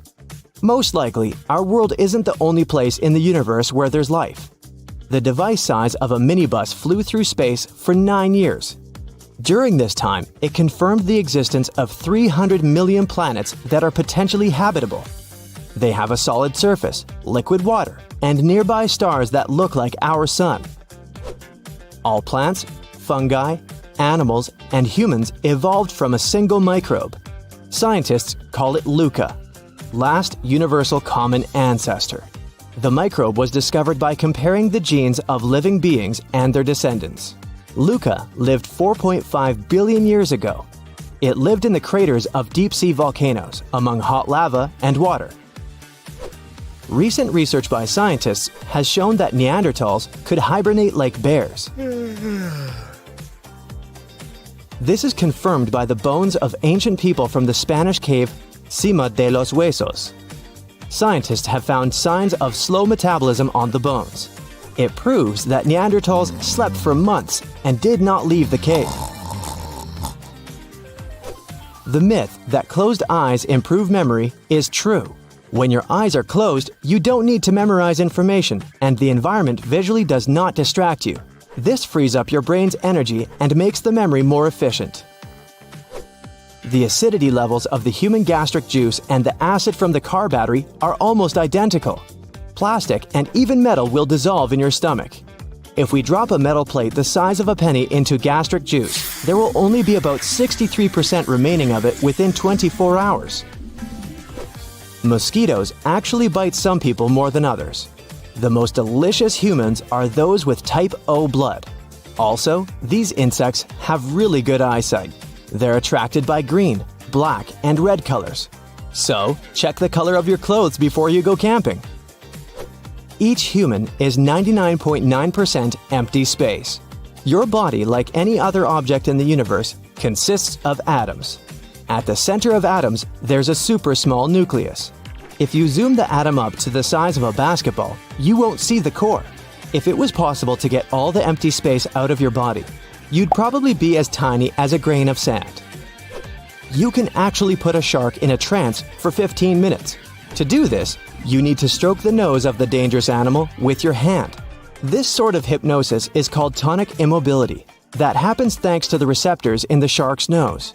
When stroked, the receptors send a lot of signals, and the shark's brain is unable to process them all. Glass is an amorphous substance, and it disobeys many laws of physics. It's solid, but it looks liquid if you look at it under a microscope. In reality, it's neither liquid nor solid. It happens because the heat needed to produce glass changes the way molecules behave. It's like when you iron your clothes, and fibers change because of high temperatures. Don't worry if you notice a sort of a pocket your pooch has on their ear. It actually has a name, Henry's pocket, or more scientifically, cutaneous marginal pouch. It's a fold of skin forming an open pouch, and you can see it on the lower posterior part of a dog's ear. No one knows exactly what it's for. Still, one hypothesis is that it helps detect high-pitched sounds. So every evening, right before you're about to switch off the television and go to bed, your pooch enters the living room. It sprawls out on the floor and seems to be watching TV. In 2012, in the UK, a company producing dog food created an unusual commercial. It was made to attract dogs' attention. The ad used special high-frequency sounds. They were inaudible to the human ear, but dogs could hear them very well. The idea was simple. A pooch gets so entranced by the commercial that owners can't but notice it, and the next dog food they buy is the advertised product. In theory, the idea sounded promising. In reality, most dogs showed no reaction whatsoever, meaning ads can't probably manipulate pets as well as they influence people. But even though this experiment was a failure, dogs still do find watching TV interesting. You may have noticed your fluffy companion react to animals, moving objects, and other images appearing on the screen. It's almost as if they see the same things you do. If we talk about colors, TV and reality don't look different to dogs. They see the world in shades of yellow and blue, and can't pick out green and red hues. Plus, canine vision is somewhat blurred. Dogs process what's happening on the screen in a different way than you do. When you watch something, your brain needs 16 to 20 video frames per second to detect movement. For your pooch, this number must be more than 70 frames per second. Let's say your pet is seated in front of an old TV. In this case, what the animal sees looks like a flip book. If it's a modern television, your pup is likely to be much more interested, because modern TV sets have a faster video frame rate. As for the content itself, dogs react to the same stuff that would attract their attention in real life. It can be squeaking toys, commands, and other dogs barking, growling, yipping, and whatnot. If the TV screen isn't showing anything related to dogs, though, your pet will probably remain completely uninterested. In a 2017 experiment, dogs were offered to watch different activities happening on 3 screens. The animals didn't show any preferences for one screen over the others. In fact, they didn't look even a tiny bit curious or eager to spend some time in front of any of the TVs. It might be because dogs have a super short TV attention span. Usually, they only look at the screen for a couple of seconds at a time. On the other hand, hunting dogs, which are innately interested in moving objects, can get more captivated, while those canines that mostly rely on smell will get bored in no time. Other pets, like cats or parrots, also seem to enjoy an occasional TV show or two. Many parrot owners are sure their birds love watching TV. They get excited when a particular commercial is on. They can even start flapping their wings, dancing, or whistling. But what do they see on the screen? A parrot's vision is different from yours in several ways. For one thing, its eyes are on the sides of the head, not facing forward. It helps the bird to see a larger area and protect itself from enemies. But even though parrots have a broader vision, they can't perceive depth well enough. It means that images on a widescreen TV look much flatter to them than they do to you. When you're watching TV, you see one constant image. But for parrots, the screen is constantly flickering at a fast speed. And the coolest thing? These birds can see ultraviolet light, but the human eye can't detect it. And how about cats? These animals are natural hunters. That's why they most often react to the images of rodents and birds. In one study, more than 100 cats watched TV for 3 hours a day. The felines were split into 5 focus groups. Each group had its own program to view, which ranged from the footage of people and animals moving to a blank screen. The average time the cats spent watching TV was a bit more than 6%. The most popular were the shows about animals. If your cat likes staring at the screen from time to time, try not to let it alone in front of the TV. The chances are your pet's hunting instincts will take over, and when it pounces to catch a bird flying on the screen, your television will end up on the floor. All in all, it might not be bad that our pets have such limited screen time. But this whole TV watching situation makes me think, how do different creatures see the world around them? Fish's eyes are not that different from ours, but they're covered with a protective film. Otherwise, fish wouldn't be able to see clearly underwater. Like in the human eye, there are rods for black and white vision and cones for color vision in the fish's eyes. Some fish species, like tank-dwelling goldfish, can also see ultraviolet. Fish's eyes are also designed in such a way that everything located nearby looks bigger than it really is. Snakes have rather poor vision. That's why they have to stick out their tongues to get an idea of what's going on around them. On the bright side, snakes can spot thermal radiation amazingly well. All living creatures emit this kind of radiation. At night, this natural ability is 10 times more effective than any modern night vision device. But during the day, snakes can only react to movement. Rats and mice don't have perfect vision either. It's quite blurry, with bad depth perception. These rodents perceive colors a bit like people with red-green color blindness. Everything looks bluish, and the colors they do see are kind of faded. Also, rats and mice are likely to connect smells with what they see at the moment. They mostly perceive the world with the help of their whiskers through touch. Move over. Cows can see the world in much less vibrant colors than most people. Only a few hues look bright, the rest are faded. These animals also don't see things clearly enough. It's because they can't focus their eyes as fast as people do. Plus, cows need more time to process visual information. They have poor depth perception because of their limited vertical vision. It's 60 degrees versus 140 degrees in humans. You might have noticed cows stop before walking across shadows. That's because they can't tell whether it's a shadow or a ditch or a hole in the ground. Horses can see almost 360 degrees, but they have 2 blind spots, a small one directly in front of their noses and the other behind their tails. Horses don't see colors as bright as we do. Their color deficiency makes it hard for them to spot some objects. They also can't distinguish red colors. People can see more hues than bees, but bees have a broader range of color vision. You base your color combinations on blue, green, and red, and bees on blue, green, and ultraviolet. These insects don't have special photoreceptors to see the red color, but they can distinguish yellow, orange, and a unique color called bees purple. That's a mixture of yellow and ultraviolet light. Bees see color 5 times faster than people. Their color vision is not only the speediest in the animal world, it also helps them find natural landing strips invisible to people. Flies' eyes don't move, but their spherical shape and the way they stick out of the bugs' heads gives flies an almost 360-degree vision. These insects can't focus and are short-sighted, just like some people I know. But the coolest thing about how they see the world? It resembles a mosaic. Thousands of teeny images that together create the whole picture. Flies are so jumpy for a reason. Even though these bugs don't see well, they're great at picking up movement. This ability helps them flee in the blink of an eye. That's flee as in get away, not flee as in the bugs on your dog.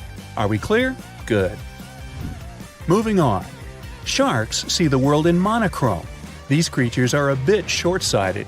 But sharks only need the sense of sight once they're closing in on their soon-to-be dinner. And in dim light, a shark can see almost 10 times better than you do.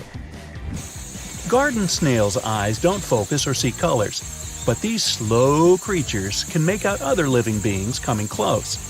Snails also know how to navigate toward dark, safe places, all thanks to their ability to analyze the difference in light intensity. Adult giant clams don't move. They attach themselves to a rock or coral and watch the world through hundreds of tiny pinhole eyes. Those are situated along the edges of their soft bodies. Clams can distinguish 3 different colors, but unfortunately, they can't combine the information they receive. That's why they see bright and colorful but totally shapeless images. But that's no slam on the clam, and they're also delicious. So, you're at home, enjoying your evening tea under a warm blanket, when all of a sudden you see a huge, no, enormous mosquito. Its long and gangly legs have a span of your palm, and it clumsily bumps into all the obstacles it meets. Despite its awkward appearance, it's still terrifying. What if it carries malaria? What if it eats you alive in your sleep? Slowly, not to draw the monster's attention to yourself, you get out from your soft chair and run for it into the bathroom, lock yourself in there, and open the browser on your phone. After a few seconds, you draw a ragged breath of relief. Turns out it's just a crane fly, not a mosquito at all. It might look like a ferocious beast, but it's actually peaceful and even defenseless. Many crane flies don't even have mouths, so they don't eat at all, and those that have a mouthpiece will only munch on sweet flower nectar. Crane flies are really clumsy in the air. Their rather short wings are no match for their huge bodies and long legs, so they're slow and it's easy to catch them. Birds and frogs, as well as bats and cats, love them as a treat. The only way they can avoid being eaten is by losing a limb. Their legs easily break off even when nothing touches them. And if you're still unconvinced not to scram and set your house on fire when you see one, consider this. Crane flies can tell you if the water pool you're about to swim in is of good quality. If you see these bugs on or above the water, you're good to go. Even more, fishers often make their bait look like the crane fly larva. This makes it more appetizing for the fish. But while Googling, you get engrossed with reading up on some other weird and crazy bugs. For example, here's the human-face stink bug. Nah, they don't really stink, at least for humans. They give off pheromones that attract other stink bugs, letting them know there's food nearby. The most peculiar feature of it is in the name. A man-faced stink bug has a face on its back, with 3 black dots drawn in red. The vibrant color of its back warns predators that the bug isn't tasty or even poisonous, while the black eyes draw attention from them to the vulnerable head. Saddleback caterpillar's name is also quite telling. It looks like some creature from another planet with a bright green saddle over its back. And the saddle is, sadly, the only safe part of the thing to touch. The spines you see all over the rest of its body are sharp and highly poisonous. If you want to give it a friendly tap on the back, make sure you don't touch anything else. Well, we have a titan beetle next. Meet the largest beetle in the whole world. It can grow as long as your entire palm, complete with fingers. Seeing one in the wild can be a shocking experience, especially if it flies right in your face. But don't fret. Thankfully, this giant is placid and won't bite you if you don't mean it harm. Still, if you make it angry, never let its mandibles touch you.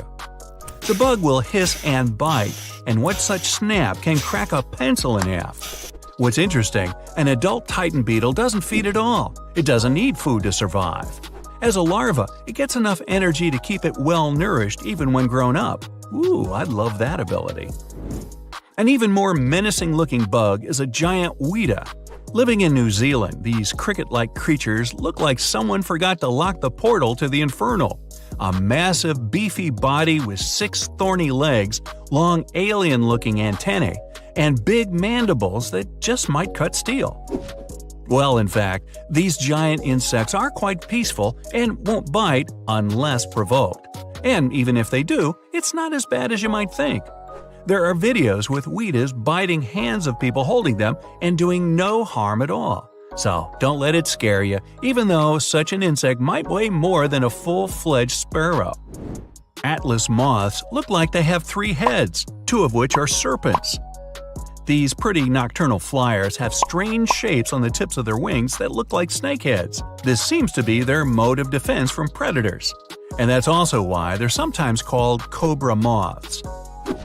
In Southeast Asia and India, where they normally dwell, atlas moths are often found on butterfly farms producing silk.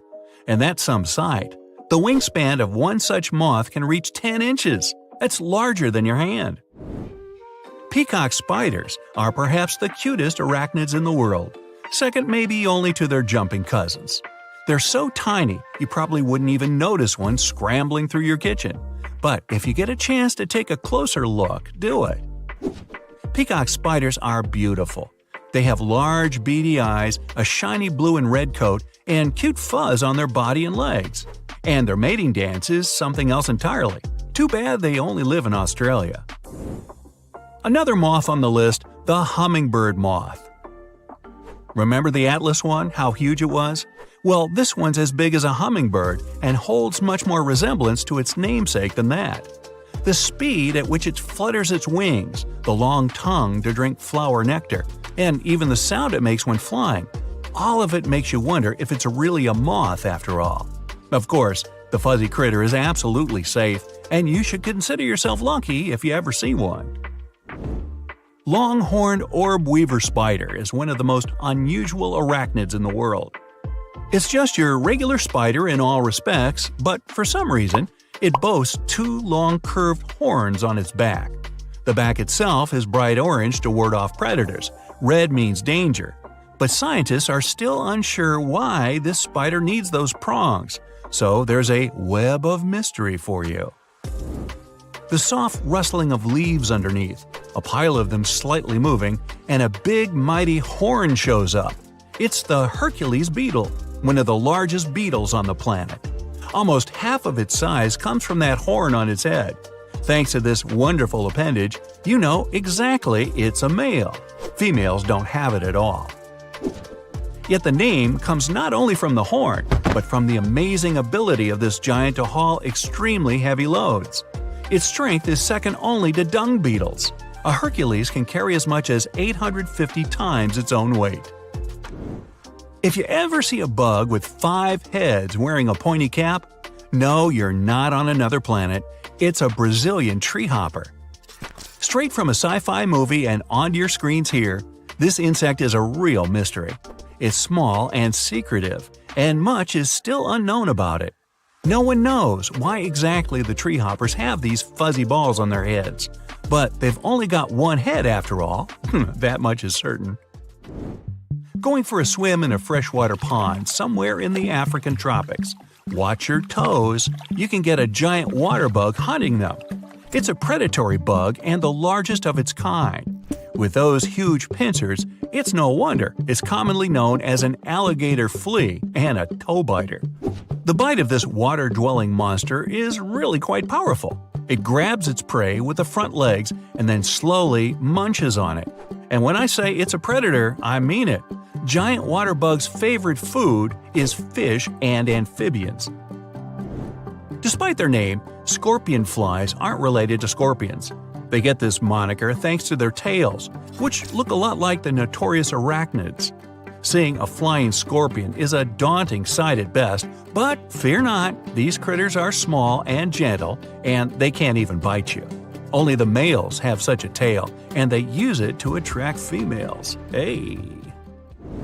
What do you imagine when you hear the words walking stick?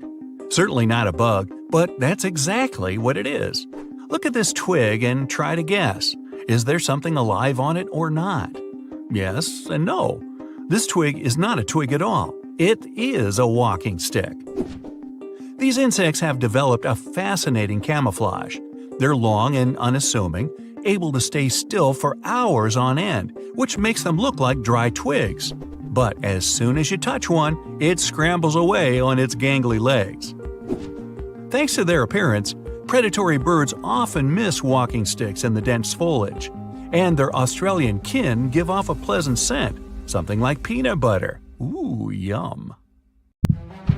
Poor Pete. Pete is so scared of bugs, all he wants is to find a place on Earth where he can be safe from them. After years of research and traveling, he eventually finds the place to go – Antarctica. Pete makes it there, confident that bugs wouldn't survive in the cold. Little did he know that insects are on every continent of this planet. Well, not really. He was kind of right about Antarctica. It isn't home to a lot of bugs. In fact, there are only one true species of insect that calls this place home. It's a wingless midge called Belgica antarctica. This fly is tiny, but it's still Antarctica's largest terrestrial bug. Okay, so we've established there's literally no place on Earth you can escape insects. Well, that's not really true either. You might need to learn to swim, though, as the only place that doesn't have any bugs living within is the Earth's surface covered by the ocean. But why do insects hate it here so much? No one could really come up with a definitive explanation, but some think it's because the oceans lack the plants that insects use for food and shelter. They might as well be the largest network of secret agents on the planet, as insects have ears all over the place. Most of the time, though, these ears are not on their heads. Some have ears on their wings, some on their legs, and some even on their abdomens and necks. A lot of these bugs live pretty lonely lives, but there are some of them that actually have families, like the best beetles, for example. They can form family-like units in which both parents work to raise their young. They also have their own vocabulary and speak to each other by squeaking. Should an insect ever fall from a certain height, does it sustain any damage? Well, the subject is a bit more complex, but let's take ants, for example. They don't take any fall damage, and that's because they're so small. A lot of other bugs can technically fall from a height of miles and still be fine. The explanation has a lot to do with math and physics, which the bugs themselves have no time to study. But to put it simply, they're not nearly heavy enough to impact the surface they hit. As they fall, they don't actually gather speed, they slow down. An ant's relatively large surface area for that tiny weight creates a lot of drag as it moves through the air, so it ends up slowing down as it reaches the end of its flight. Speaking of ants, wasn't I doing that? There are about 1 quadrillion of them on the planet at any given moment. That's about 1.4 million ants per human, calculated for a world population of 7.3 billion people. If we put it that way, it's their planet, right? It's hard to imagine a fruit fly with an astronaut helmet on, but they were indeed the first living creatures to be launched into space. That was back in 1947, when they waved goodbye to the Earth in a V-2 rocket, reached an altitude of about 68 miles in less than 200 seconds. They then returned to Earth by parachute. Not all insects are that lucky. For example, caterpillars have a total of 12 eyes but are basically blind. Their simple little eyes can only distinguish between light and dark, so they can't actually see a clear picture of what's in front of them. And no, glasses won't help if that's what you're thinking. Some insects actually put a lot of work into their dating life. A good example is the stoneflies, which do push-ups to attract the ladies. Did you know butterflies taste the surroundings with their feet? Heard that right. That's because they have taste sensors on their feet that help them find food. So they stand on a leaf and give it a taste. If they figure out the plant is something that their caterpillars can eat, they place their eggs in this spot. But how do they eat, since they can't bite or chew? Well, they use their long tongue, which looks more like a tube, called a proboscis. It's basically a straw that helps butterflies to slurp up liquids, like nectar, for example. The ancestors of this crafty creature had lived on this planet way before the dinosaurs themselves. Fossil records show that ancient grasshoppers first came up more than 300 million years ago. Ever heard of bugs that are fans of rock music? Well, in a way, termites do, sort of, prefer this sound. Termites chew away at wood to figure out what kind of wood they have lying around. They use vibrations. Why? Because it helps them find the best source of food. If there's heavy metal or rock music playing, they can chew through the wood faster than at their regular speed. Do they slow their chewing down with Brahms or Bach, or just go to sleep? This is one type of insect you'll surely find difficult to see. This master of disguise looks like a leaf. Throughout their existence, they managed to develop this type of camouflage so the predators miss them in plain sight. They can even rock back and forth to copy the movement made by leaves blown by the wind. Nature has its own weather forecasters, the mighty crickets. Well, they work more like a thermometer, if you like. Turns out you can manually calculate the temperature outside by counting the cricket chirps you hear in a minute and then divide it by 4. You should then add 40 to that number you get, and there you have it, an estimated temperature number in Fahrenheit. Crickets even have their own unique song, which they use to attract mates and defend their territory. Yes, music that repels and attracts at the same time. You should consider ladybugs if you're interested in free gardening services.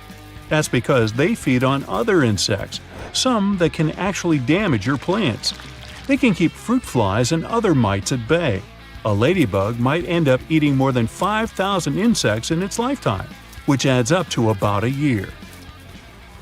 Let's get into some awesome data about the busy bees.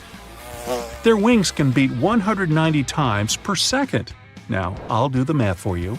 That's 11,400 times a minute. What a workout! Well, they do need that strength, since a single honeybee colony can produce around 220 pounds of honey each year. That's a staggering 220 jars. It's nature's equivalent of a factory. But you'd have to teach bees to make honey. It's not in their instinct to do so. Another fascinating aspect of bees' life is that the temperature inside any beehive is always around 93 degrees, regardless of the outside weather. That's because they're really good at insulating their surroundings. Bees also have different stomachs for eating and for storing honey. It's the bee's equivalent of not doing business while you're eating. Okay, now don't jump out of your chair just yet, as you might actually enjoy some of these facts about spiders. They do help a lot with maintaining our crops free from other insects. So, if you think about it, we do have something to thank them for. Their eyesight is also incredible. They can see spectrums of light that we can't, like UVA and UVB light. And speaking of their superpowers, a strand of spider silk is 5 times stronger than a strand of steel, of the same thickness, of course. Some scientists believe that if spiders were as large as humans, certainly hope not, their web could stop objects as big as airplanes. And that spider silk, it's actually a liquid, but it does harden when exposed to air. They're also quite sneaky themselves and have evolved to look more like ants. Why? So they can better avoid other predators and hunt ants better. Spiders don't have wings, that's for sure, but the jumping ones can hop up to 50 times their own length. Well, otherwise, I still get the heebie-jeebies when I think about spiders. How about you? That's it for today. So hey, if you pacified your curiosity, then give the video a like and share it with your friends. Or if you want more, just